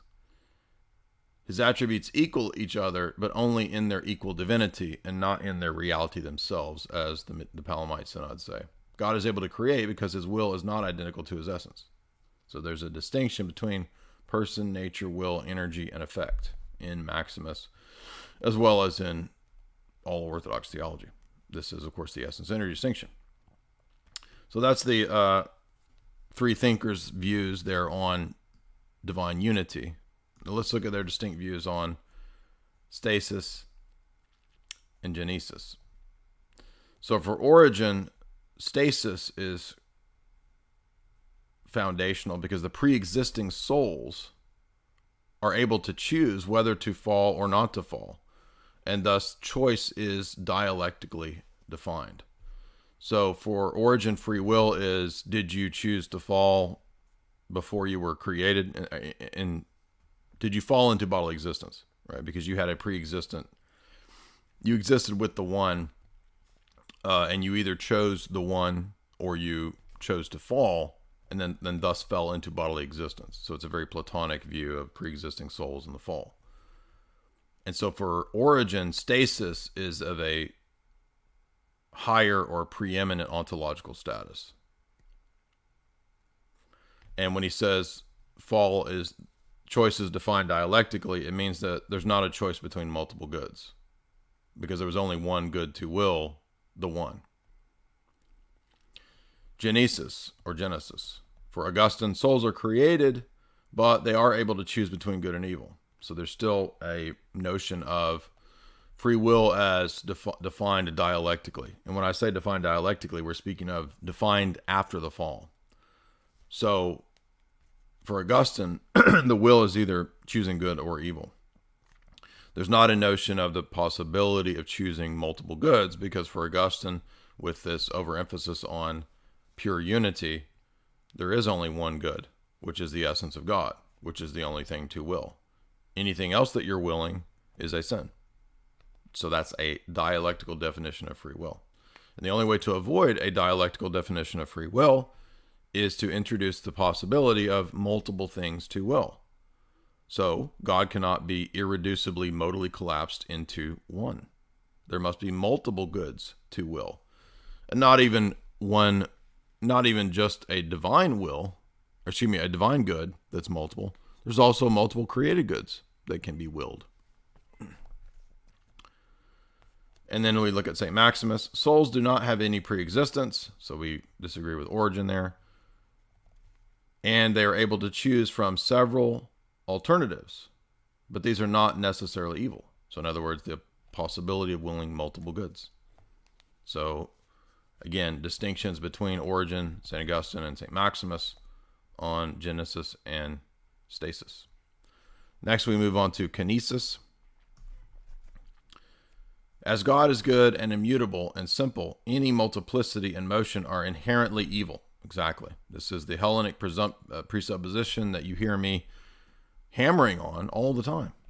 I don't know why so many people can't grasp this, but clearly this is a Hellenic idea, especially in the sense of Platonism, and even in Aristotle, and even in Origen, and even in St. Augustine. Kinesis. This stage in St. Augustine involves two foci: sin and conversion. Choice in either case is dialectically defined. And in other words, this is why you'll see a lot of times people talk about Augustine's view of the will and the good is that you are always at all times either going in one or other direction. So your will is either inclined towards creatures and sin or the good.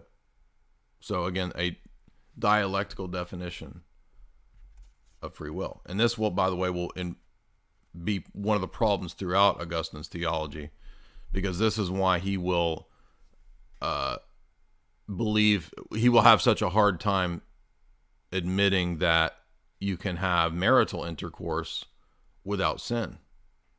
That even he says even marital intercourse still involves some kind of sin, and he can't see how it's impossible, because the will of the individual in the marital act is so enraptured with the creature that you're distracted from God. So he thinks that there's just no way to avoid some kind of idolatry, because the will is always moved in either the direction of willing the one, the good, the God, or creatures, and thus involved in some sin. That is a dialectical definition of free will, and it's wrong. Kinesis. For St. Maximus, kinesis involves two foci as well. Man is able to choose freely between amongst several goods by nature, and after the fall, there's a dialectical condition that is introduced where all choices in this world and the moral dilemmas are not the natural condition of choice.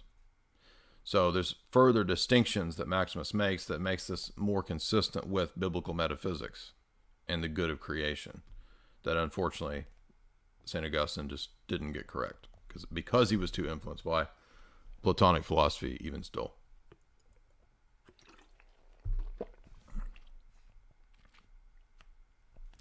There is not, for example, in Augustine, to my knowledge at all, any idea that there is the possibility of choosing multiple goods. He doesn't say that ever that I'm aware of. Now, I haven't read everything, but I have read thousands and thousands of pages of Augustine. When I became Roman Catholic, he was my saint in 2003, and I became Catholic largely because of reading the City of God, reading the Anti-Manichaean, the Anti-Donatist, Exposition of the Psalms, the doctrinal treatises, and so he had convinced me. But, clearly, obviously, I didn't know any of this more nuanced stuff, right? I didn't know who Maximus was. I'd never read St. Maximus. I didn't know any of this really sort of more advanced stuff regarding will, nature, person, essence, energy. No, I didn't know any of that stuff in 2003. So then lastly, to compare these three, we look at the Genesis in terms of origin. Genesis. The beginning of man in the garden is the fall into diversity or multiplicity and material existence. So again, obviously for origin, the world is bad. Eden is bad. Eden signifies the fall into bodily existence. For Augustine, it is stasis in the sense of the eschatology.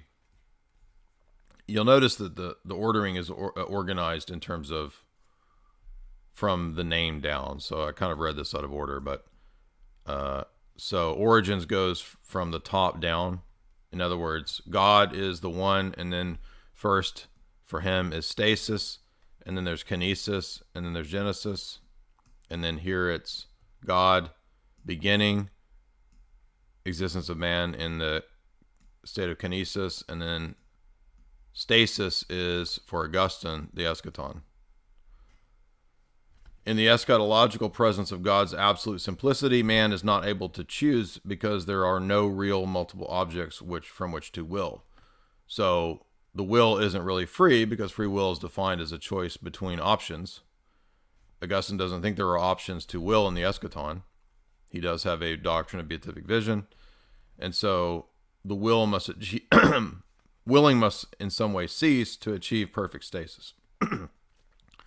For Maximus, the process is different. There's Genesis, kinesis, and stasis. But the stasis is different because the saints are able to choose amongst many equally good objects of choice, which excludes any possibility of sinning.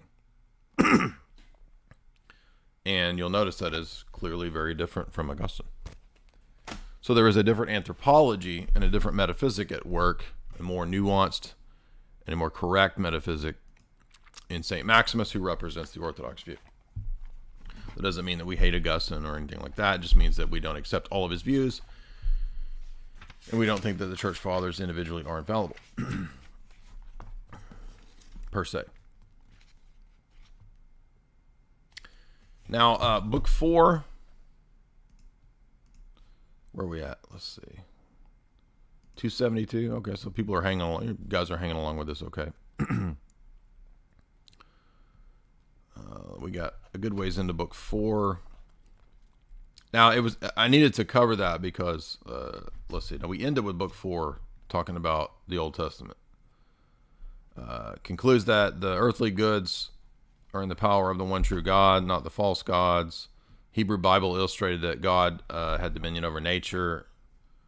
Okay, so let's move on to book 5.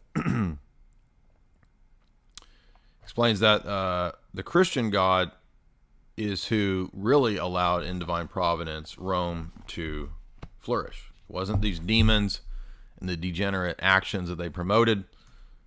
It was actually the one true God who is the source of all blessings, both temporal and eternal. By the way, if you guys would, not many super chats tonight. I thought people have been requesting this for years. When are you going to do a lecture through City of God? Where's that? Well, here we go. Okay, so that's totally not relevant to what we're talking about. We're not here to... So annoying.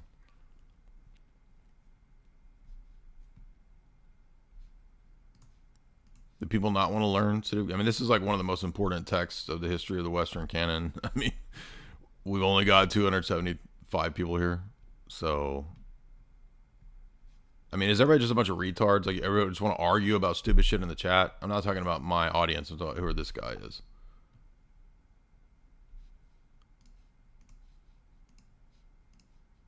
I'm reading a study guide and I'm reading my copy of it, where I took copious notes. So I'm reading both. So next he moves into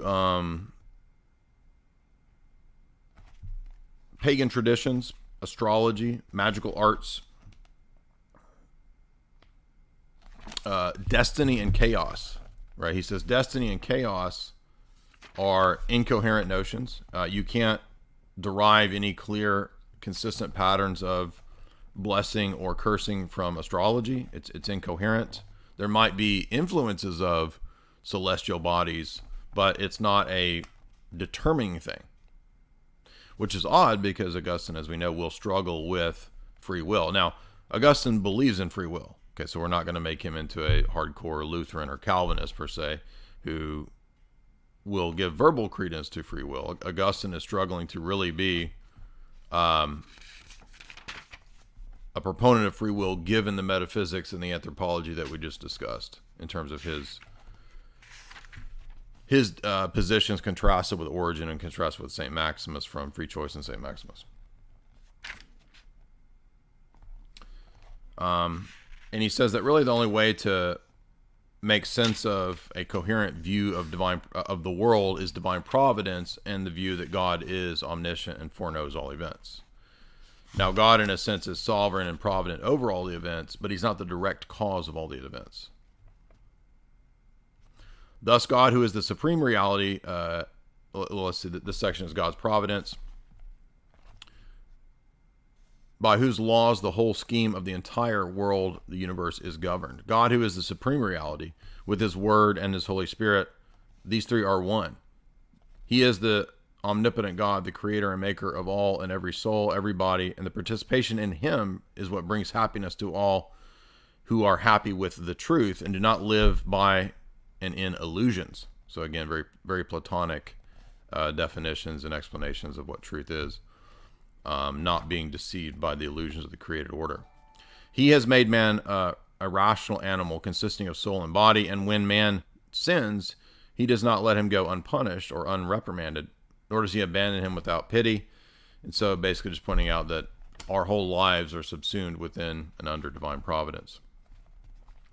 And he says that even the pagan poets, even pagan philosophers have hit upon the idea that the one, the true entity or being or God, there needs to be some kind of overriding providence, right? Now, they got it confused with a bunch of pagan ideas and superstitions, but even at times they could understand divine providence. For all of that, he says, after citing a bunch of the poets like Horace, and he says, they have not learned to restrain their passions by obtaining the help of the Holy Spirit through their faith and love of this intelligible beauty which they spoke of. At least it is good that the desire for the human praise and glory makes them not indeed saints, but at least not totally depraved. So Augustine didn't teach total depravity, but because he does think that at times the pagan writers and poets teach and hit upon virtue.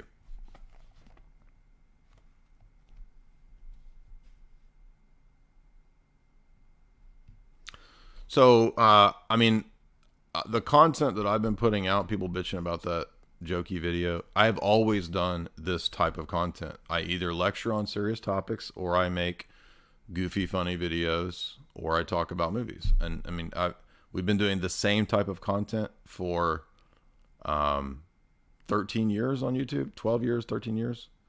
So you're laughing because I made a farting video about Johnny Depp, satirizing the stupid obsession over that trial, and then now I'm lecturing on a classic of the Western tradition, but I've been doing this same stuff for 12 years, dude.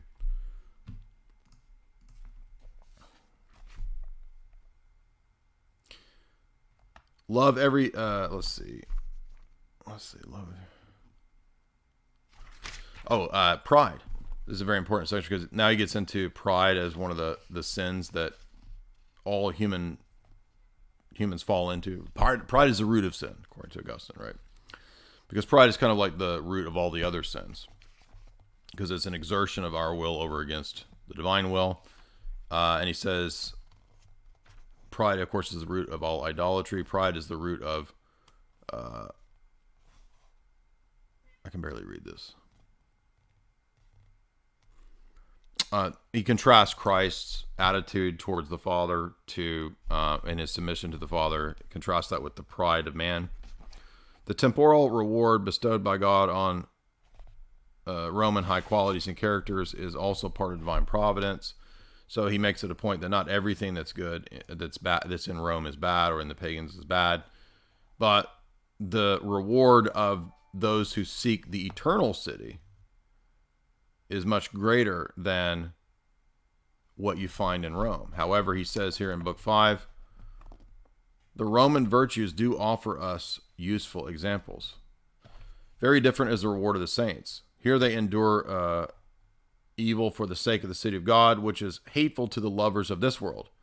That city is eternal. No one is born there because no one dies. There in the eternal city of God is true felicity, which is not a goddess, but in fact the grace of God. From there we receive the pledge of our faith, that in her, for our beauty, we look for her while we are on our pilgrimage. In that city the sun does not rise on the good and the evil, but the sun of righteousness spreads its light only upon the good. The public treasury needs no great efforts for its enrichment because there's no poverty. He's basically saying that, contrasting the heavenly city with the Roman Empire. And again, he repeats the arguments that he's made in the first 100 pages about just because Rome was successful in gaining wealth and power does not mean that they were favored. He says that Rome was founded on wickedness, but even the wickedness of the pagans and all that does not destroy the image of God and destroy the virtues. And then he makes more moral critiques, more critiques of pagan virtue.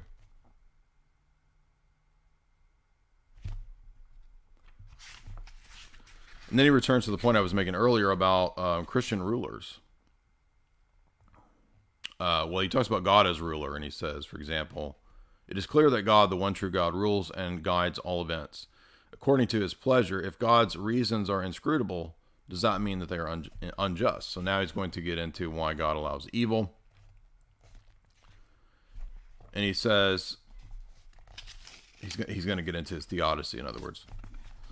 But there's an important section on Christian rulers. And I say this again to just illustrate how different this is from what most people think, right?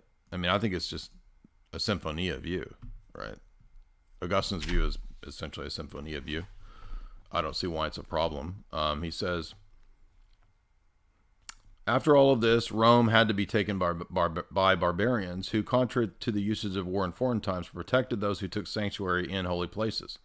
They did this out of reverence for the Christian religion, and who showed such hostility in the name of the Christian religion to the demons and rites of their blasphemous sacrifices in which the Goths had placed their trust. He's talking about the pagan Visigoths. They seemed to be waging a far more ruthless war with them than with men. In other words, they were warring against... Christianity was warring against the gods of the Goths, the demons.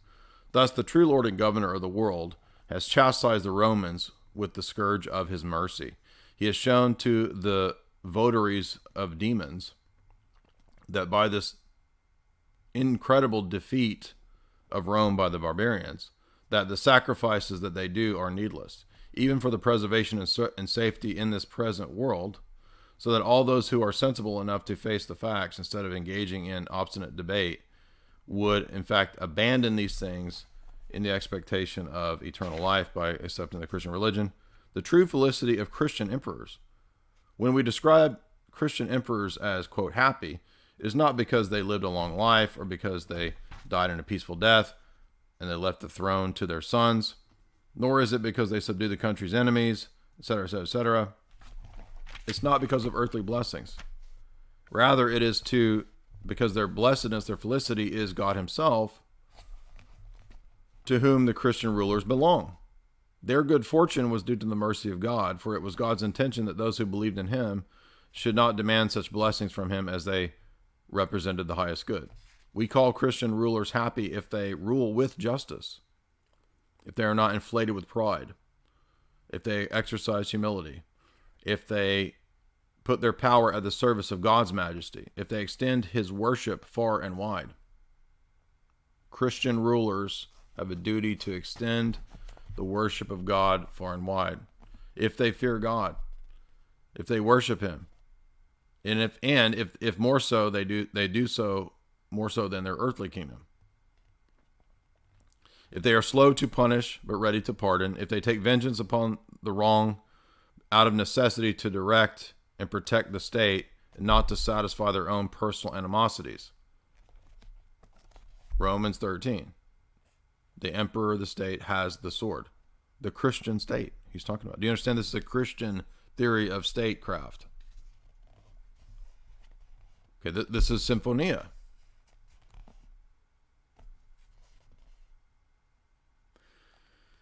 If when they are obliged to have to make severe decisions, as must happen, they compensate this with the gentleness of their mercy and their generosity and their benefits. If they restrain from self-indulgent appetites, and if they basically says they act like and use Christian principles in their state governance. And he says great examples of this include Saint Constantine and Theodosius. Okay, Constantine is the first to lift the ban on Christianity and the persecution to make it legal. Theodosius goes further to begin to implement Christian principles into his governance. Now, how far afield is this from boomer docs and all of the modern Protestant world who basically sees no association between church and state? State has nothing to do with the church. I mean, this is just night and day with what all these people say. And here's, one of the most important works in the history of all Christianity saying that rulers should be Christians and they should exercise and use Christian principles in government.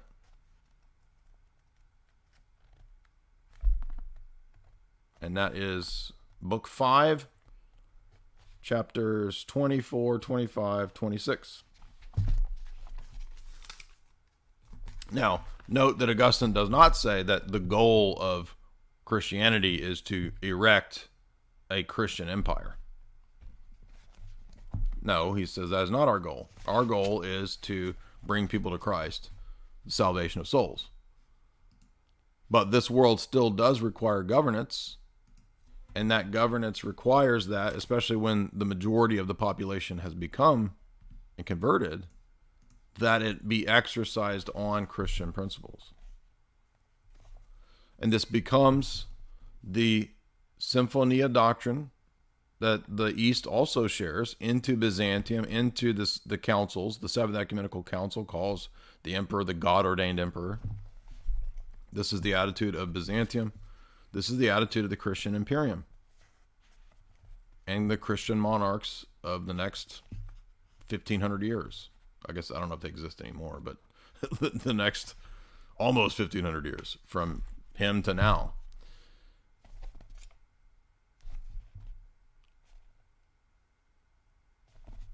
Let's see. So he praises more. He praises Theodosius more. So let's see. Where are these notes? Let's see. Book 5.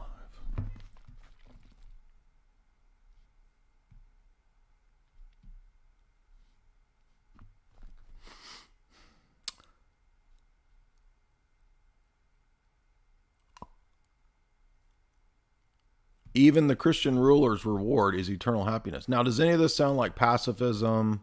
Does any of this sound like... and by the way, Ambrose says similar things about Christian emperors. So are all of the church fathers wrong about church-state relations? I mean, just think how many modern so-called Orthodox people are going to... just their minds are going to melt when they hear what I'm saying, right? Like this is just completely foreign to them. Crazy. By the way, that all the same people who act like this is crazy will also turn around and defend the U.S. State Department telling Bartholomew what to do. So these people are hypocrites and they're idiots. So,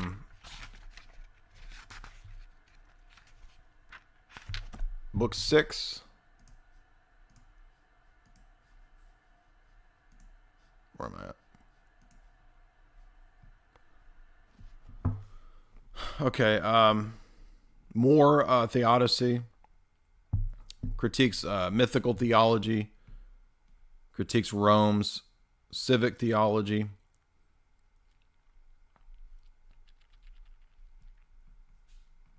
We're going to skip past some of the recounting of the poets, some of the recounting of the histories, Varro, the Roman gods. I mean, again, he really belabors this. I mean, it just goes on and on and on and on. And it's like if the dude wasn't going to be convinced by the first 250 pages of making this argument, another 100 pages is probably not going to convince him to admit this argument. It would be like writing, 100-page book every month and giving it to Lofton, right? Like, if Lofton wasn't convinced by the first 500 pages of being refuted, like, another 500 pages is not going to go anywhere with him, right? But let's see. So he, again, in book 7, it gets back into refuting the gods, refuting their rites and practices.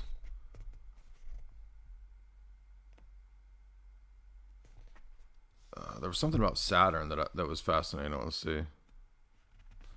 The rationalizing explanation of the cult of Saturn. This one's pretty crazy. The most plausible reason for the spread of pagan religions and superstitions is, of course, that there are demons that spread this. And he cites Varro, and he says, we are told that Saturn had the habit of devouring his offspring. And everybody knows, of course, that Saturn is a human sacrifice kind of cannibal deity. And Saturn has a hook on account of the agriculture, Father Time imagery, right?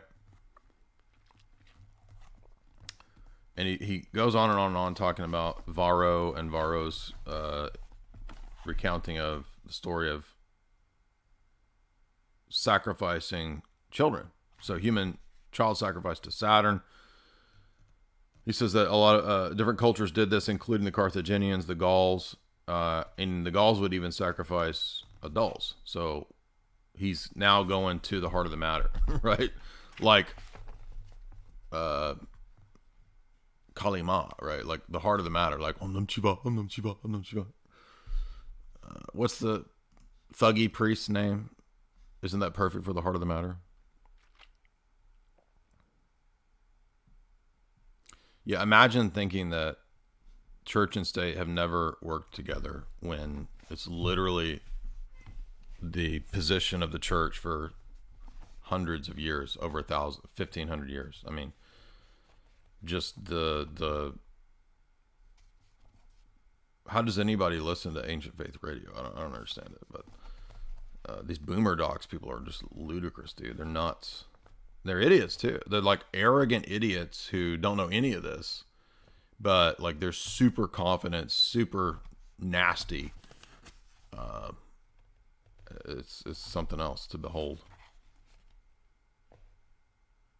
But let's get back to Saturn here. The myth of the castration of the heavens of Uranus by his son Saturn stands for the fact that the divine seed belongs to Saturn and not to heaven. Varro's interpretation is insofar as it is intelligible, depends on the fact that nothing in the sky is produced from seeds.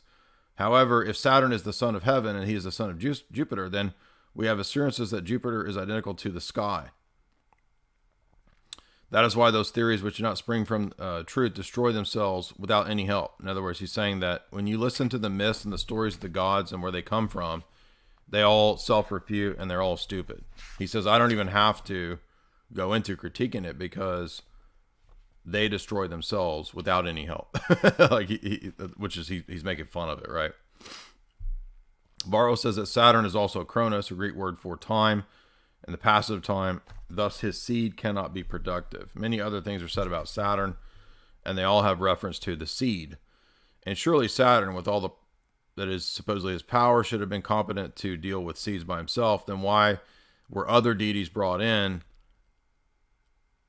And he's basically just saying that the stories don't make sense, and it's just, why are they telling you to sacrifice your children and do human sacrifice? He says, clearly that's demonic.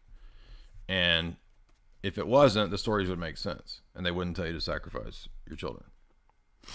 Then he goes into more obscene rites and rituals. Again, he just, like, the obscene rites of the great mother, the mother goddess, the obscene rites of all these other religions. The true religion, first and foremost, he says, distinguishes creator and creature. So the creator-creature distinction is the first mark of the true religion. And the Hebrew prophets preach this to no end. Like, they really preach this, right?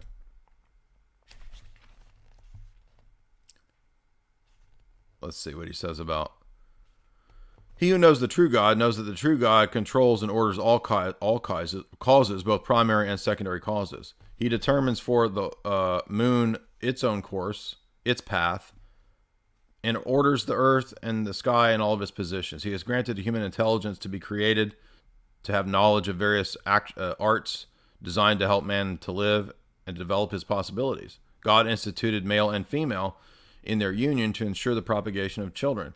He has conferred upon human societies the blessings of a earthly fire to make it easier for man to get heat and light. He has given man, he basically is listing all these things that, it's kind of mirror of Acts 17 when Paul's talking about the blessings that God gave man. The one true God is active and operative in all of reality, but always acting as God, that is present in every place in his totality. Free from all spatial confinement, however. He is completely untrammeled. He is absolutely indivisible, unchangeable. He fills the heavens and earth with ubiquitous power. He is independent of anything of the natural order. He directs the whole of creation while allowing his creatures the freedom to initiate and accomplish activities which are their own, free will. For although their being is completely dependent upon them, they also have an independence of freedom of will. He often acts through the medium of his angels, but he is himself the sole source of even the angels' blessedness. And so, although he sends angels to men for various purposes, it is from him and not from the angels that blessings come, ultimately. They come to man and to the angels. It is from the one true God that we have hope, then, for eternal life. So he begins his apologetic, his catechesis, with paganism, first and foremost, is incoherent, inconsistent, refutes itself, does not have an account or justification for what it argues and what it says and what it believes. And our God, our account of God, gives an account of reality, the regularity of nature, providence in the world, the ordering of the created order, teleology, causation. All these things make sense because the world is created by the one true God. And he is not identical to the creature. Paganism is premised on pantheism, animism. God is the created order. God is that thing. The gods are these things. And not a distinction between creator and creature.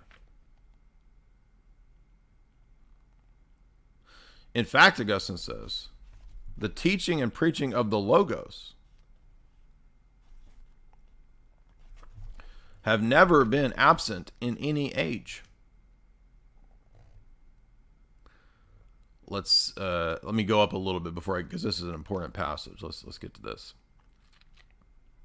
because this will relate to the Logos Spermaticos. When we were overwhelmed by our sins, when we had turned away from God and from the contemplation of his light and been blinded by our love of the darkness and the passions, that is, wickedness and sin, even then God did not abandon us. God sent us his Logos, his only Son, who was born and suffered in the flesh, while he was, which he assumed for our sake, so that we might know the value that God placed on mankind, that we might be purified from our sins, that we might offer and that unique sacrifice, so that when love has been diffused in our hearts by his Holy Spirit, when the difficulties that we have endured have been surmounted, when we come to our eternal rest in the ineffable sweetness and contemplation of God, in all of that, how would we not give God thanks? So Augustine begins he states his creation and how the creation doctrine is first and foremost the creator-creature distinction and creation, right? Creation ex nihilo. That's one key thing that sets Christianity, Orthodox Christianity, off over against any of the other religions, and especially paganism. So our God is not the created order. He's not a creature. He doesn't come to be in time. He doesn't lack. And he creates the created order distinct from himself out of nothing, ex nihilo.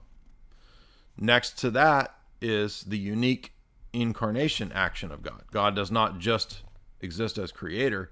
He also enters into his created order namely the second person of the Godhead, the Logos, become incarnate to give us the fulfillment of the promises and the fullness of revelation. The mystery of Christ's redemption, then, was not absent in the previous aeons, eras, and ages. How were the Old Testament saints saved? Well, Augustine's going to tell us that they were saved in the same way as us, the difference being that they looked forward to the coming of the Messiah, and they had promises, predictions, prophecies, and types. That was how the gospel was preached to them. In fact, Augustine, I'm pretty sure, will cite Paul, that the gospel was preached to the patriarchs. The gospel was preached in the wilderness. The same gospel, just preached through the Mosaic types, rites, ceremonies. The temple, its symbolism, etc., is all teaching the mysteries of Christ. The mystery of eternal life was made known by the ministry of angels at the beginning of the human race. It was revealed to those who were fit to receive this knowledge by means of signs and symbols appropriate to their times. Later, the Hebrew people were gathered together and united into a kind of community designed to perform this sacred function of revelation. In that people, the future course of events, particularly the coming of the Christ to this present day and even beyond, was prophesied. So, by the way, Augustine believes that there's a future role for Jews, that they will be converted. From the coming of Christ to this present day and even beyond was prophesied through the agency of the Hebrews and those who realized, and even some who were not Hebrews, like Balaam, realized what was going on. In the course of time, this people was scattered amongst the nations to bear witness to the scriptures, which foretold the coming of the Messiah.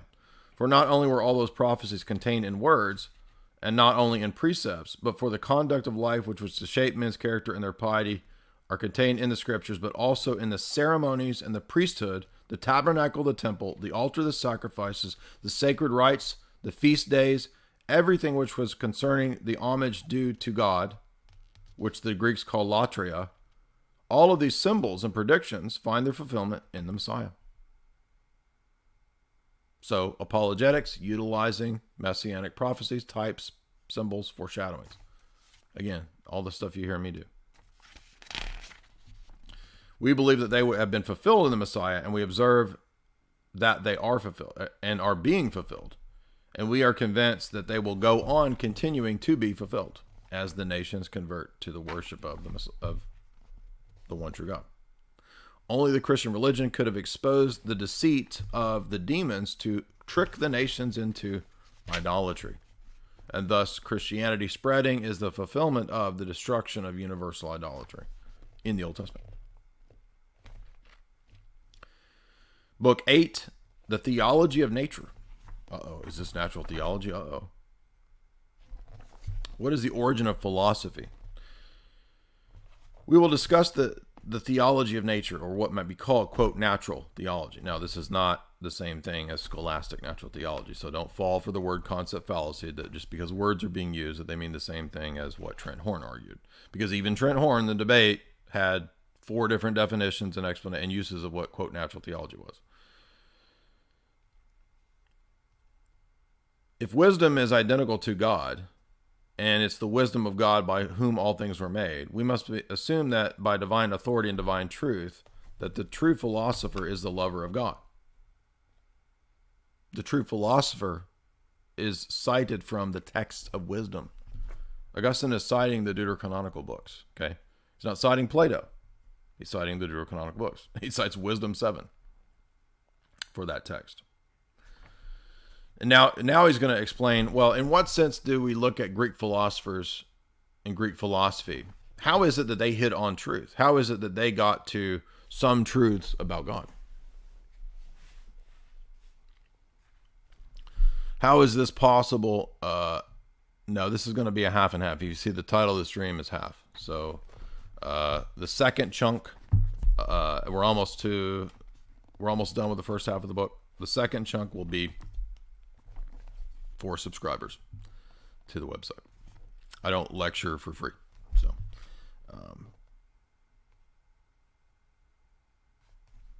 how is it that some of the philosophers knew the truth in degrees? Now, this is crucial because it's not generic theism, okay? Aristotle's God, in one sense, you can say that he got aspects of it right. But the one true God is the Trinity, not Aristotle's thought thinking in itself, absent from the world, unknowable deity. That's not the true God. But in some sense, there is still a inner noetic knowledge of God on the heart, according to Romans 1. Romans 1 is not a rational argumentation about syllogism. Paul's argument in Romans 1 is that all men deep down know God in their nous, in their heart. And that's why they suppress that knowledge, because they're fallen.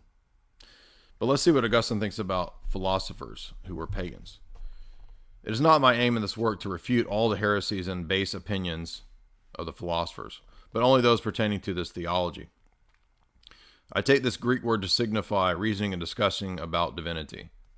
And I will not deal with all the theological speculations of the philosophers, but confine myself to the ones who, while admitting the existence of a divinity and a concern for human affairs, and his concern for human affairs, do not consider the worship of the one unchangeable God sufficient for the attainment of everlasting life. So notice that he doesn't say that, well, they got enough of it right to, that they got three of God's attributes right, so that's good enough. No, he's saying that they didn't make the cut, because even though they got some of the attributes right, they didn't suppose or come to the right conclusion that God alone should be worshipped and that would grant you eternal life. He says none of them even got that, right? So right away he's saying that there's a huge problem from the outset. Such philosophers definitely go beyond Varro's ideas and come too much nearer to the truth. For Varro could extend his natural theology to as far as the visible world, or perhaps to the world's soul, but no further. Okay, so was Varro's natural theology enough? Absolutely not.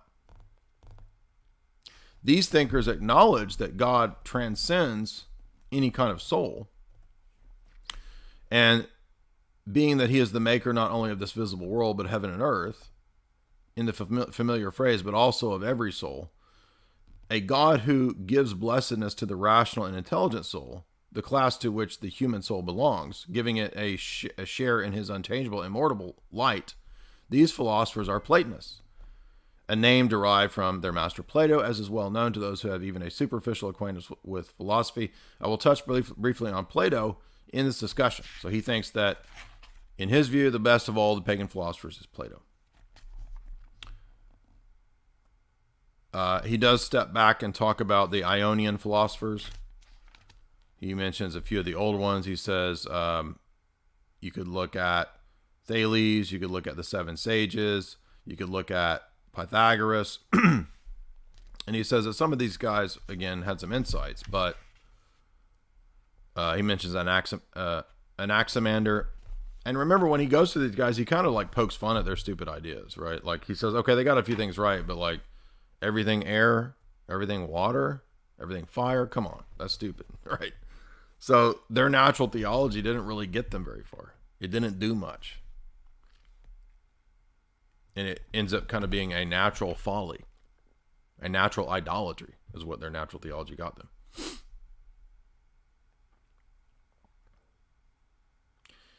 For example, let's see what he says. Thales goes on and says, his theory was that water is the origin of all things. Out of water, everything comes, all elements. The world itself is produced from water, but he did not ascribe any of this work of creation to the operation of a divine intelligence. So natural theology didn't do very good in the Ionians, did it? Didn't get them anywhere. He mentions that Anaxagoras said that the universe was constituted by mutually similar particles, right?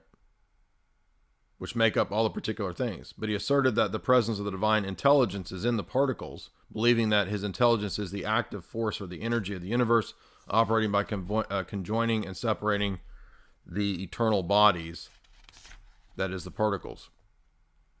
So God's mind is a bunch of molecules. Again, that's stupid. It's not true.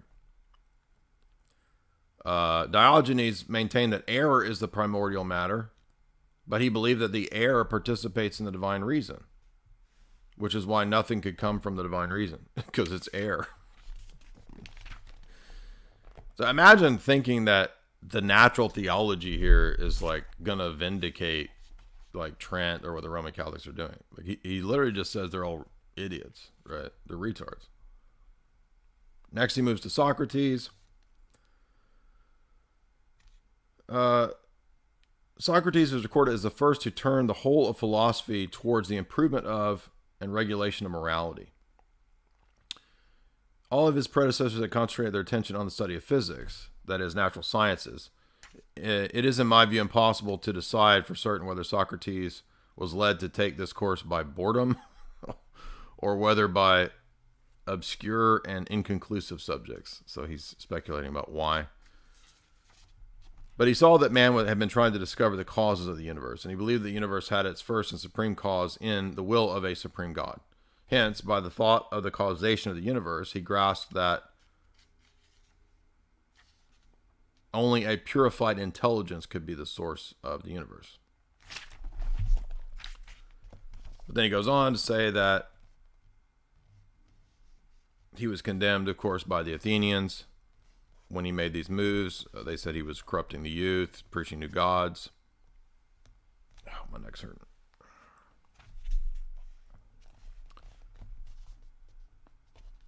Thanks to the renown of his life and his death, Socrates held a life left behind a large body of followers of his philosophy who rivaled each one another in their enthusiastic applications of ethical questions and the problem of the highest good, the necessary conditions of human happiness. The nature of this summum bonum did not emerge from the discussions of Socrates, his method of being to sift every question by advancing hypotheses and overthrowing them. And so everyone took from him what they wanted. And indeed, everyone set up whatever they thought was their own idea of the greatest and final good, and so basically it achieved nothing.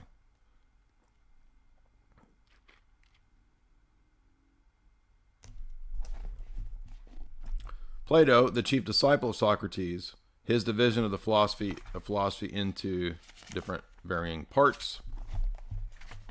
Then he begins a lengthy discussion of Plato. Platonist conception of natural philosophy. The philosophers, as we've seen, that have been raised above the rest by a glorious reputation, so they so thoroughly deserve. They recognize that no natural object could be God, and they were correct in this. For that reason, they raised their eyes above material objects in their search for God. They realized that nothing changeable can be the supreme God. Therefore, in their search for the supreme God, they did at least raise their eyes above mutable souls and spirits. But again, this didn't get them far enough. He thinks that because their ideas were clouded by a bunch of stupid superstitions, and even though the Platonists had a superior moral philosophy, he thinks they were the better of all these, there were still problems in these Platonic systems.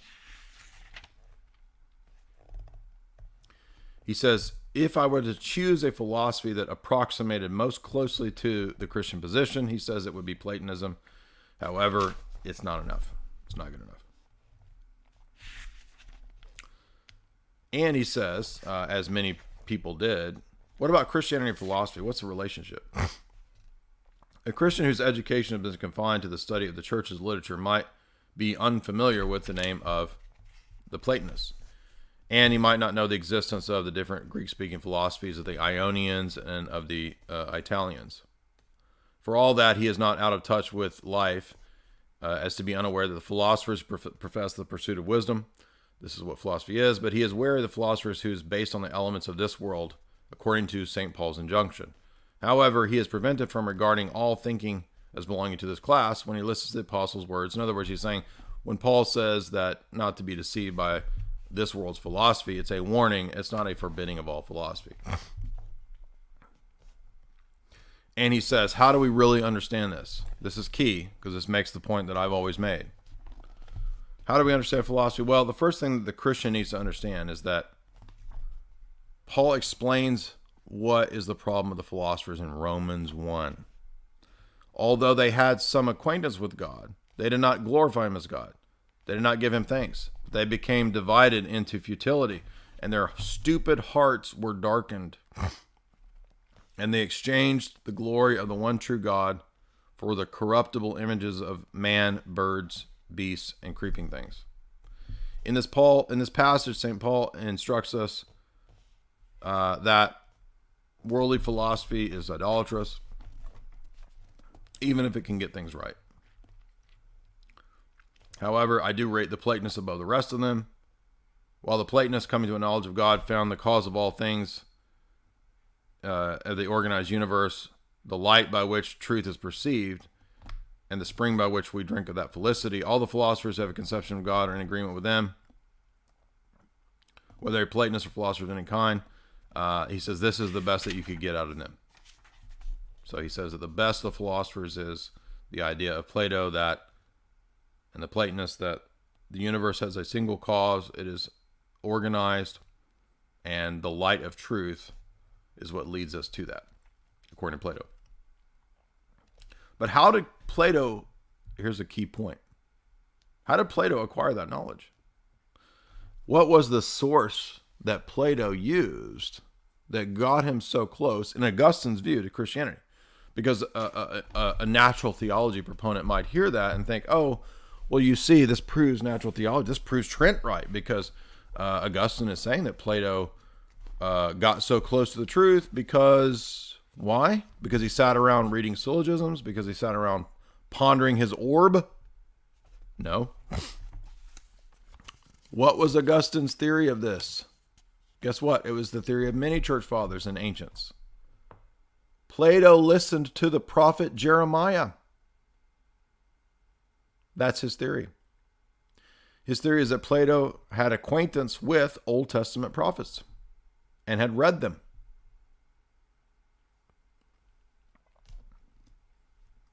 In other words, from divine revelation, not from natural theology. So the best of the philosophers is Plato, who got his theology, according to Augustine, from the prophets and primarily from probably reading Jeremiah. That's Book 8, Chapter 11. Did you hear that, Trent?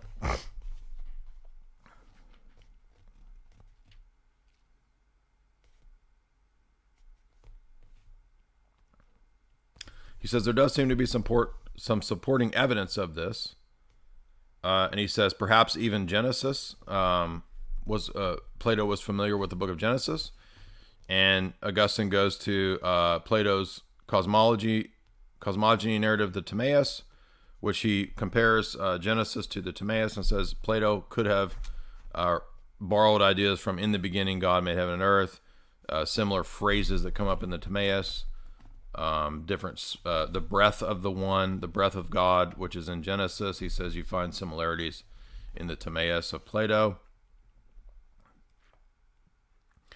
He says, however, despite getting elements right, which might have come from the prophets, the Platonists are idolaters.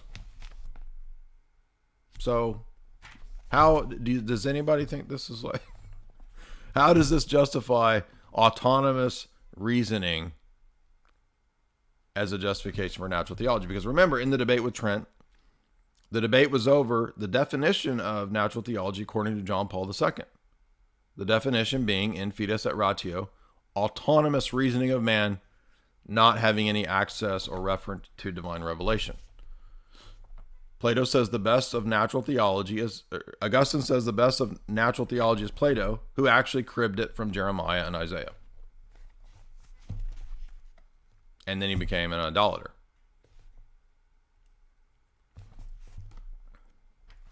So it wasn't good enough. And then he goes back to discussing demons and the gods and how you still find this stuff in the pagan philosophers. You've got some of them teaching you to try to do magic, like Amblicus and Theurgy, and Augustine's basically saying it's just all the same pagan stuff. It's not good enough, doesn't get you anywhere.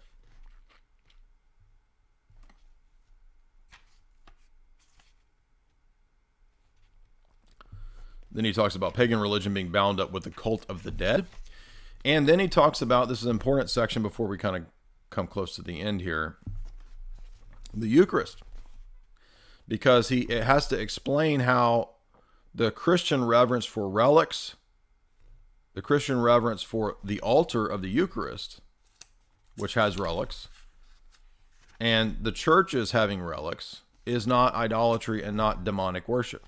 So notice that the very thing evangelicals say against orthodoxy, Augustine is defending the Orthodox practices against the pagan critique, which is the same critique as evangelicals say. And so he says the Eucharistic altar is not a pagan altar. It is the altar where we offer the Eucharist, an oblation, a sacrifice to the one true God, which is the body and blood of Christ, Augustine says. He says this altar is the altar that has been erected for the glory and worship of God, and it is erected over the body of a martyr. He says we offer the sacrifice to God in the churches of Peter, Paul, or Cyprian. But this sacrifice of the Eucharist is not a human sacrifice, and is not a sacrifice offered to the dead. We do not offer them to the dead, but to the living God. The churches are erected in the honor of the martyrs and the saints, but the Christian sacrifice is offered to God, not to them. And that same argument for the real presence and the saints and the relics and the Eucharistic sacrifice is continued into the next book, where again he critiques the Platonists who deny that there's any contact between man and God. He says no, not only did Plato get it wrong about that the gods don't mediate between man and God, Christ is the mediator, the one mediator between man and God.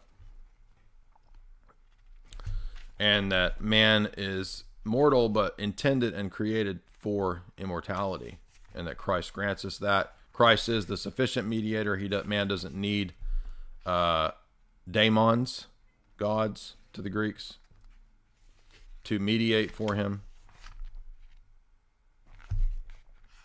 The gods of the nations are devils. And in book 10, he returns to the Eucharist.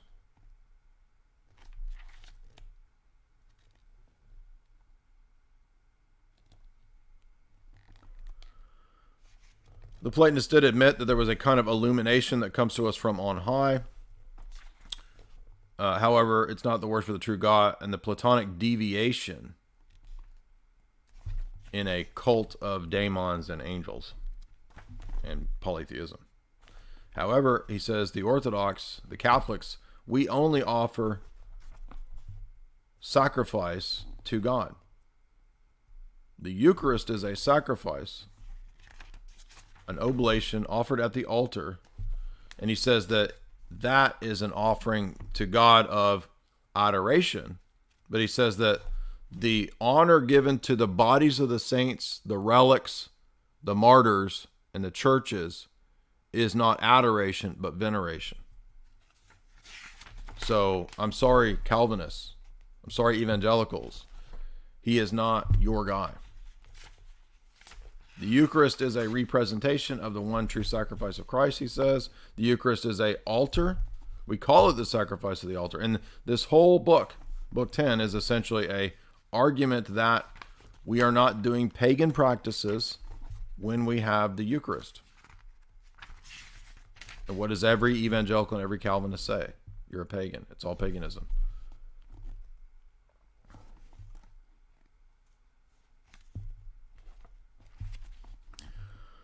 Okay,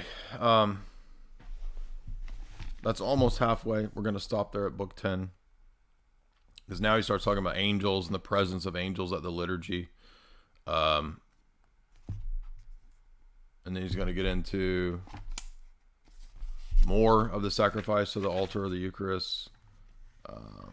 He's going to talk about how Plato did come to some weird view of the Trinity. He had his own kind of Trinity, but the principles of the Platonic Trinity are not our Trinity. Then he's going to talk about Plotinus. Augustine was influenced by Plotinus. And then let's see, where does this book end? Okay. This book ends. We might go ahead and just end that there, because really the rest of book 10 is just reiterating these points that I made. And then that concludes part 1. Okay. So part 1, as I said, the first almost half of the book is what we just said. And part 2 begins the more theological discourse that I mentioned at the beginning, the history of the city of God, the people of God, the history of the city and its future. So part 1 was the defense of the church against the accusation that Christianity caused the fall of the Roman Empire. It took him 426 pages to point out the absurdities and contradictions in pagan philosophy and how Christianity avoids these contradictions and inanities and degeneracy. And part 2 will be, let's go back to Genesis, and let's move from Genesis all the way up to the apocalypse and the eschaton, tracing the city of God, the church, the heavenly Jerusalem, the kingdom. The Catholic Orthodox saint city of God is the same from Genesis to the eschaton. It's one city, Hebrews 11, heavenly Jerusalem. That will be the argument that he will make. And as he charts that course, he will touch on a host of things. So essentially, the second half of this book is going to function like a kind of historiographical systematic theology, which will touch on all kinds of things. So it will have elements of what we saw in the first half, some references here and there to the classical writers and the pagan philosophers. But the essence of the second half will be overridingly, it will be mainly focused on theology, is what I'm trying to say. So it's going to get theology heavy now in the second half. So I hope you guys enjoyed this lengthy, almost 3-hour breakdown of the first half of City of God. If you would like to support the show, you do that through the super chats, and I'm going to be going to the super chats right now. Also, keep in mind that we have a really awesome sponsor, and they're putting forward legislation right now to try to not allow people to have access to supplements. And I think that a lot of people are figuring out that this is a great way to get access to the minerals that we don't have in a lot of our food, a lot of our diet, because we have a mineral deficient problem. And so, as you know, legislation is almost always being passed not to help people. Okay, so the legislation they want to pass is going to make it way more difficult. Might not even have chalk as a sponsor anymore. So if you want to get access to chalk, you need to do it now. Again, they have excellent products like Daily, which is just an overall excellent supplementation to your diet for the minerals and nutrients that you need. Our diets are all nutrient deficient. If you're looking for energy for the gym, for whatever you do, Action 2.0, great supplement for that. If you're looking for mental focus and clarity, there's the Shilajit and the Ashwagandha. Jamie has almost finished the first bottle of Shilajit that she's been taking. She takes it every day. She really likes it. She swears by it. I've taken it a few times. It's not what I usually take. I really like the Tomcat because I want that drive and that energy. But she swears by the Shilajit. So girls, you might find the Ashwagandha, the Shilajit, good for hormone balancing. Dudes, you definitely want to get that Daily. You want the Action 2.0, or you want that Tomcat Ali, the Tomcat 100, because that's proven to boost testosterone. Now, go to chalk.com, choq.com, and use the promo code J50 to get 50% off. Remember, this is an awesome Bays company. We want, and you need to get these while you can, while they're 50% off, before I don't have Chalk as a sponsor anymore, when they pass this stupid legislation where it's not legal to have them as a sponsor. Or you have the option too, if you want to go ahead and lock in the promo code J53Life to get recurring discount, and they make it easier. That way you don't have to order every month a new, bottle or whatever. You can set it up as a recurring subscription, and there's a little more of a discount with J53Life. So be sure and use those promo codes. Again, J50 for just the straight up 50% discount on your order, J53 for the recurring discount. So there's that one over at chalk.com. Again, their products are all 100% rainforest sourced, 100% organic, the most stringent purification process. They are freaks about that process. And they're also an awesome sponsor. So going over there, they're Bays, they're Red Pill, they're a great company. If you want to keep me here, you want to keep this show going, then go to Chalk. Use the super chat function there through Streamlabs, and I will be able to keep doing this. And again, I don't know why people can't figure out. I wear a lot of different hats. Okay. I sometimes lecture on philosophical, technical, canon of literature, classics. Okay. Sometimes I lecture on theology. Sometimes I do a lecture on whatever I'm in the mood for. And sometimes I don't do lectures. Sometimes I just want to riff and make jokes. And that's what we do. We watch goofy videos. We watch transhumanists. We watch Klaus and company. We watch whatever. Sometimes I lecture on geopolitical books. Sometimes I make just a 5-minute completely ridiculous video. It's whatever I'm in the mood to do. So don't pigeonhole me. Don't come to this channel expecting there to be only one thing. This channel has for 12 or 13 years consistently done multiple things. We do movie analysis. We do geopolitics. We do lectures through classics of the canon. We've added more lit stuff now.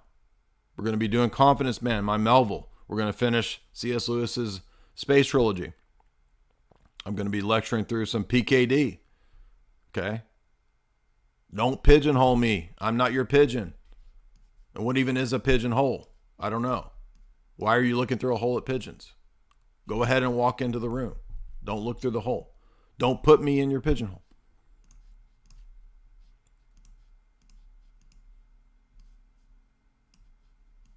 Hell, I might even go out and do stand-up. I don't even know. We were talking to Sam Tripoli about that. Dude, come on the road, do some stand-up, dude. I might do that. Of course, it wouldn't be conventional stand-up. It'll be something weird, but do not pigeonhole me, bro. I will Toucan Sam hole you if you pigeonhole me. Let's go to the Super Chats. 3 hours, first half of City of God. You know how long people have been requesting City of God? Years. So hopefully you enjoyed that. Now, again, it's going to get very theologically dense and heavy in the part 2. I threw a little bit of the theology critique into part 1 because I wanted it to be there, but we're really going to get into his doctrines of predestination, election, perseverance of the saints. We're going to get into more about his view of evil, privation, act of the will, or move the will away from the good. We're going to get into his view of the Platonists again. We're going to get into how he has a Cartesian, I think therefore I am argument 1,500 years before Descartes, or 1,000 years before Descartes, I should say. We're going to see him discuss ecclesiology and his theory of the church, the sacraments. We're going to see him give his eschatology. The book moves. It's a history of the people of God from creation to the end of the world. So it's going to be interesting to see his eschatology as well. Nikolai G says, "Pay Piggy, ooh. Pay Piggy, ooh." Yeah, I didn't feel like Pay Piggy was the appropriate song to open tonight's show. So when I do the more academic style talks and lectures, we do, we do straight up Dyer Wave from Amid the Ruins. It just seems more appropriate, but that reminds me too. I've been delving deeper into Tolkien Arcana, and that was indirectly because, as you guys know, of the C.S. Lewis stuff that started emerging. So I started realizing, actually, C.S. Lewis makes Tolkien the hero of the Space Trilogy, and that actually suggests that both he and Tolkien were interested in exposing the 20th century conspiracy that you hear me here have been talking about for 15 years. Okay. The New World Order. And that's what Lord of the Rings is about too. And that was what I originally said in my TV show with Jay Widener, if you remember. Tolkien was blowing the beans. He was going to blow the beans on Middle Earth as a real history. They were blowing the beans, as Jay Widener says.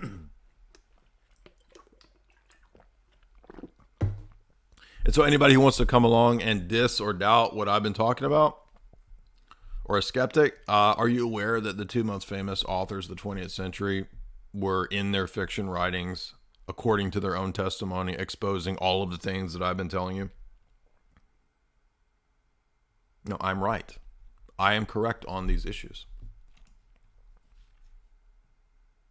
Cyril Oppenheimer. Anyway, so the point of that was that I started going down these Tolkien rabbit holes now, and I started looking at the languages that he created, and I sat there and I was like, you know what? This looks like cryptography. I don't even know it, but I'm gonna guess that he was trained in ciphers and cryptography and code breaking. And guess what? He was. Did you know that Tolkien was trained by British intelligence in cryptography? I didn't even know that. And I just sat there looking at the different languages, because in my version of I have the big fat 3 volumes in one with all the appendices. It has all the languages and all that in the back of it. I'm like, okay, I guarantee they were using this for wartime intelligence. And I'm pretty much, now he invented a whole language between him and his wife so that when he was away at war, he could speak to her in code. And I'm like, okay, so he was doing code breaking. But people don't know that. Now, that's not all there is to this, because if you read Tolkien stuff and you know about him, and then you read the Space Trilogy, you realize that everything that's going on in the Space Trilogy has Tolkien as the protagonist on purpose.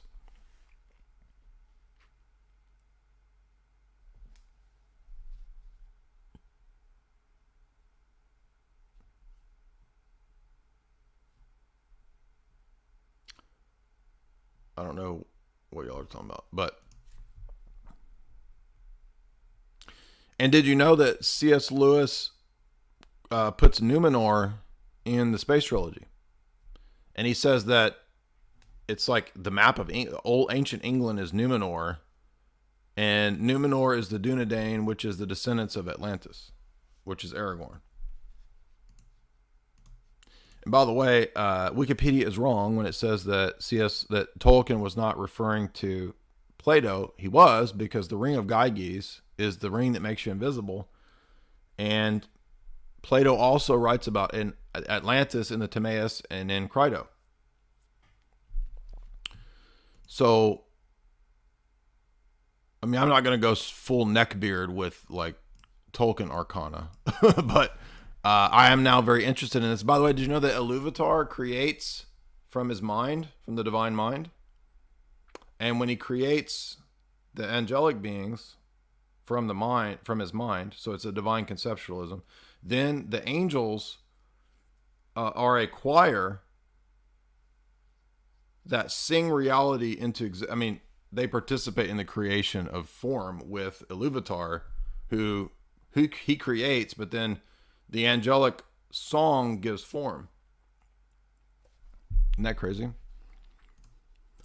And I was like, man, I never read the Silmarillion. Like, how did I miss this? I mean, I know about who Iluvatar is and Melkor, the bent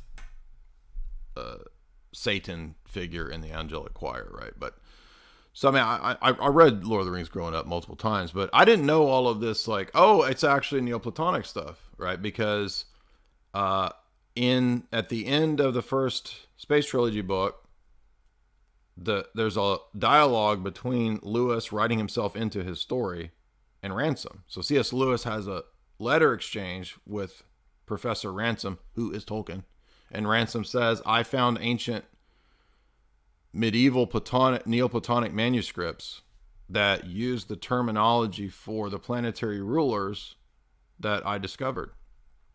Now, I'm not sure what the purpose of all that is yet. I don't know what Lewis and Tolkien's I don't know yet what that means, but there's something really crazy going on with this, and I'm definitely on to something, because I was right that he was a code breaker, cipher, trained in espionage in that regard.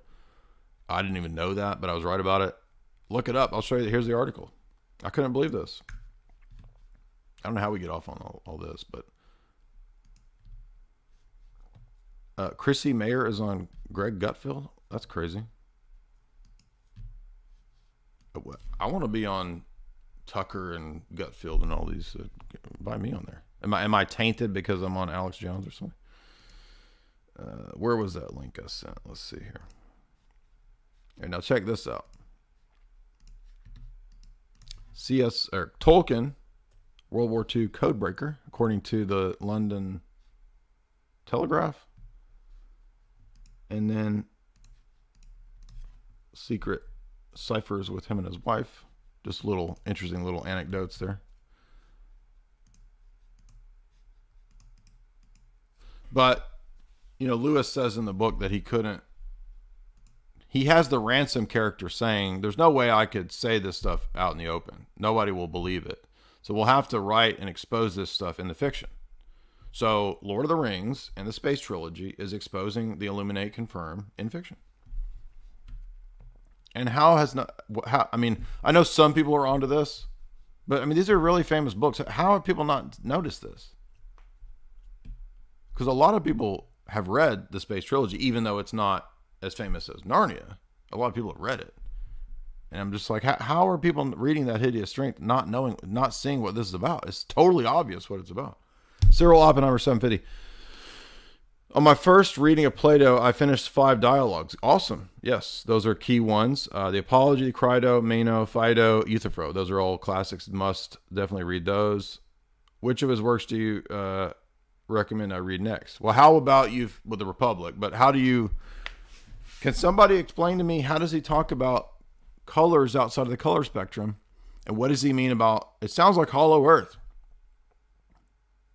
What does all that mean? Can somebody explain this? I was looking at professors trying to explain this, and I can't find anyone explaining it. Maybe they don't know what it means. I mean, you could say, oh, well, you just had a goofy, ancient view of the world. Well, he says the world is a sphere, but he says that the world is a sphere with a bunch of caverns and it's hollow, and there's like rivers in the middle of the earth, and there's crystals everywhere, and you can find these secret passageways. That's what he says. Socrates says it to Glaucon, I think. Somebody tell me ask a Plato scholar. I don't know. Tell me what that means. Now, the Plato scholars they'll spend all day long talking about the forms, but nobody ever talks about how does Plato know about colors outside the visible color spectrum. I mean, it's clearly in the text. It's towards the end of Phaedo. It's section 110 of Phaedo. Read section 110 and tell me what that means. So your homework, Cyril, is to decode that, because that's what I want to know. And why is C.S. Lewis putting Atlantis and Numenor in there? And then, why is Tolkien putting Atlantis in Middle Earth as Numenor, and then C.S. Lewis putting Numenor in the Space Trilogy? I mean, you could say, oh, he's just giving a nod to his buddy. Okay, but like the book is all about conspiracies. Valentine, $5. Thanks again for the great stream. Jay, keep up the great work. Thank you very much. Not much, $10. I don't have much, but here, I love your streams. I want to support you. Thank you. Well, thank you very much. And hopefully everybody can see that there's value in this, that, most people don't have time to read. I mean, the 350-page abridged version, much less how many is this actual version? The full version is 1,100 pages, basically. 1,090 something pages. So what I do is part of my job that I have elected myself as CEO of Jason Ellis's Enterprises to lecture through works that people don't have time to read, because I have a lot of time to read. And by the way, I've always had a lot of time to read. My mom was a librarian and editor, and most of my jobs when I was younger, I had time to read all day. How does he read all that? Because I had jobs where I read all day. And I spent forever going to college part-time because I worked at a job where I read all day.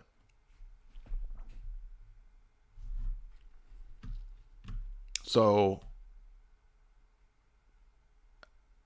owning and running a business is figuring out how to create value for other people. What is the value that I offer? I have read a lot, and I can summarize and lecture through these books for people, and then people find value in that. So hopefully you guys benefit from this. Now you know what is in the first 400 pages of 500 pages of City of God, and you haven't read it. Now, you can read it. I recommend, but it's difficult. I mean, it's not an easy book. It's very dry. It's very, very technical.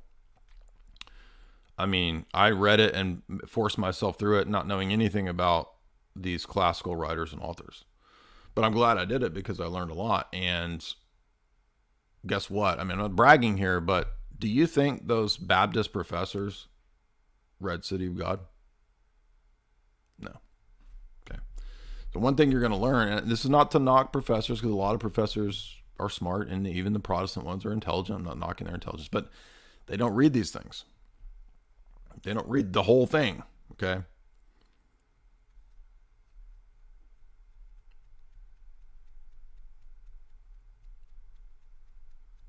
But anyway, long story short is Augustine's not a Protestant. that's the message of today. And by the way, he doesn't really back up anything in Rome either. Like he doesn't prove Trent's natural philosophy position, natural theology position. So he's not really. There are elements that he, as we said, Roman Catholics, but there's elements that Calvinists will utilize from Augustine. So, you know, Augustine is a towering figure. That's why he has to be covered. He has to be, and he isn't a saint in the Orthodox Church. Of course, the Fifth Council accords him patristic in the fullest sense status. But you'll notice the Fifth Council does not affirm and put the stamp on all of his works. The stamp is put on his anti-Manichaean works as being flawlessly orthodox. But we can definitely derive some really excellent arguments, apologetic, and appreciate the vast literary apologetic historiographical scope and philosophical scope of City of God as well. Not much. Oh, we already did that one. Thank you so much. Nicodemus, $20. Nicodemus Smith. Thank you. I'm listening to this at work. Do you have any thoughts on Christos Ioannaris? Ioannaris has insightful chapters and sections when he critiques divine simplicity in the West. However, he also has Origenistic influences. There's a really good paper critiquing Ioannaris by Ludovicos, and it's called Heaven and Hell by Ludovicos. I highly recommend that. So I would read him with caution. Would you lecture on Ioannaris? I might bring him in because of how good his chapter critiquing divine simplicity is, but not really. I mean, a far superior book would be to read Dr. Bradshaw's Aristotle East and West. And I know everybody says the first few chapters on Aristotle, they're very difficult, but if you can make it through, or if you want to skip the very difficult Aristotle chapters at the beginning, if you can get past those, then it really gets into motion, pun intended, critiquing the Plotinian view of simplicity, and then the Augustinian and Thomistic and Roman Catholic problems.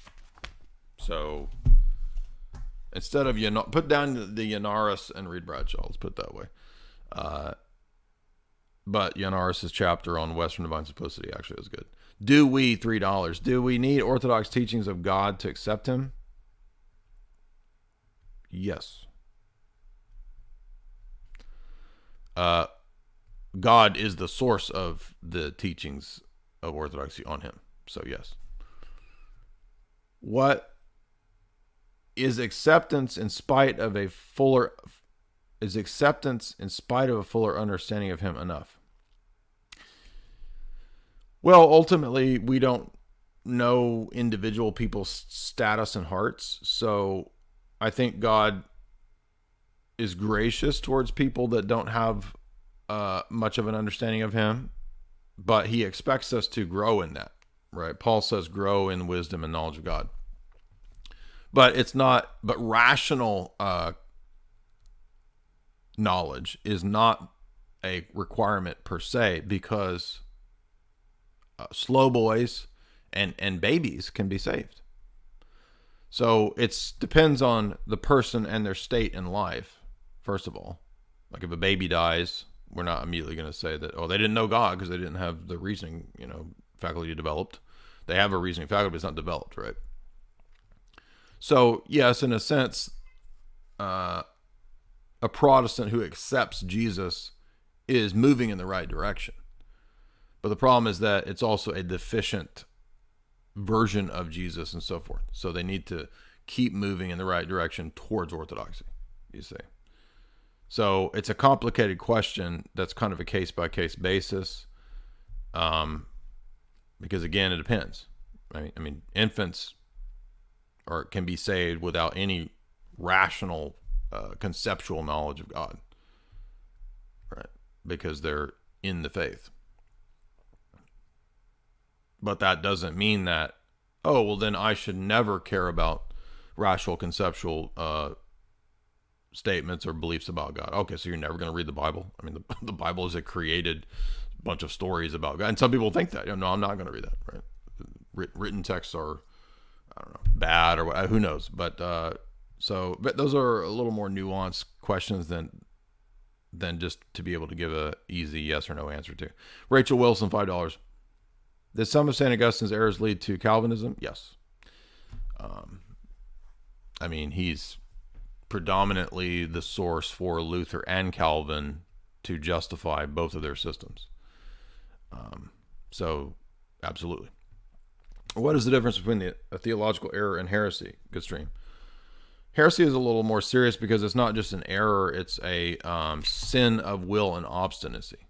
At least that's my understanding from the patristic view, that just being an error is not necessarily meaning that you're malicious, right? And also, you can be willingly ignorant, which is another type of error, right? So it can be kind of nuanced, but I would just say that not every... This is why the distinction between material and formal heresy is spoken about. And I do think that's a late patristic idea that's useful. All of us, to some degree, will have some theological error. Does that mean we're all heretics? No, of course not, right? So that we have to have some kind of distinction between merely being in error about this or that matter and obstinately sowing seeds of error to cause dissensions and deformed views of Christ, deformed doctrines. So hopefully that's helpful. UPS driver, $5. I just wanted to hear a Mark Zuckerberg impression. Thank you for the work that you do. I think it's great that you want to hear a Mark Zuckerberg impression, because when you're in the Coon Pod, you're going to be seeing me all the time in your face. I'm going to be right in your face, breathing upon you, telling you everything that you need to know and think. How's that? Nikolai, I can't read the Cyrillic. I'm sorry. Jay, you should do an interview with Baselit Analyzer about The Lord of the Rings. Yeah, I mean, I've watched his interviews, and I think he did really good breakdowns. And I'm sure that when the time's right, we'll find the right book to discuss. Thing about Lord of the Rings is that I'm going to want to reread it, which will take forever. And also, I think I would need to read the Silmarillion. I mean, I've read Lord of the Rings 2 or 3 times all the way through, but I've not read Silmarillion, so I would need to read that to feel up to snuff to talk about the arcana of the Tolkien universe. So it would probably be a long time before I was ready to do that. I do want to do Confidence Man by Melville, which I'll have done a lot sooner than that.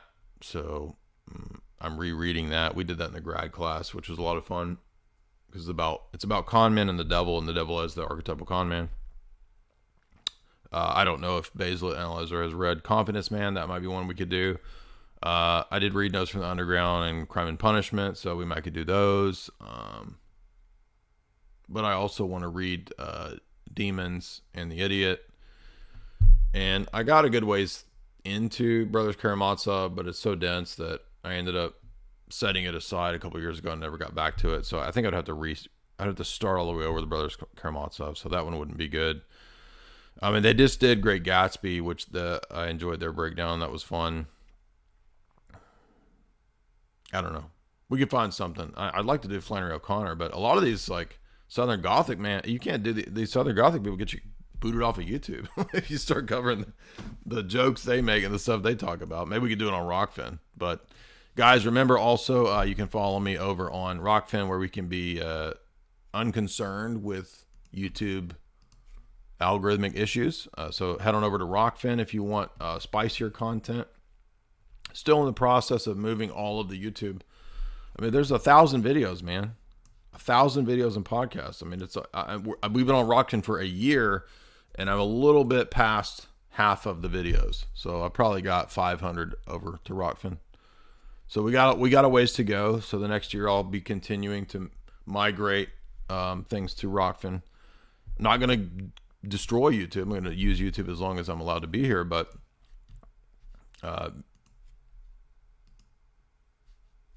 the other thing, if you go on Rockfin, if you subscribe, Eddie Bravo's show will be up probably in the next few days. So I noticed he uploads once a week. It's been 4 or 5 days that his last one has been out. So that would mean that probably in the next couple days, we did a wild 2.5 to 2 hour interview. So that's going to be wild. And I'm really looking forward to Eddie Bravo posting that. But it's going to be for Rockfin. So if you want to watch that full crazy 2.5 hours where we went through everything, dude, like he brought like everything. It was fun. It was a blast. We had a lot of fun. So, but that's only on Rockfin. So you're going to need to go over to Rockfin right now. There's the link, and subscribe there to watch that full crazy Eddie Bravo interview. But we had a lot of fun. He said he wants to do more in the future. So we're looking forward to that. Anyway, thank you guys. Hope you had a good time. Please hit like and share. Give me comments below what I missed, what you think literature I should cover in the future, movies that we want to cover in the future. We're not ceasing to do movies. Everything is staying the same. We're just adding new types of stuff. Okay, so lit is a whole other domain, which we had covered lit in the past. If you guys remember, we lectured through Brave New World. We lectured. We did a whole show for Lord Voldemort on 1984. Seems like we've done one or two other lit things in the past. I can't remember now, but yeah, that's going to be fun. So it's just more awesome Bays things to talk about. Plus, you guys know me, right? Like I get tired of the same thing. I can't constantly just talk about philosophy over and over forever. I can't just talk about theology forever and ever. I can't just talk about movies all the time. I got to be able to talk about different stuff because it drives me crazy if I don't. So, anyway, hope you guys had a good time. The part 2 for subscribers for this will be pretty quick, probably tomorrow or the day after. And I'm aiming to completely be done with that C.S. Lewis thing by the weekend. So for sure, I think by the weekend I'll have the second half of the Space Trilogy done for you guys.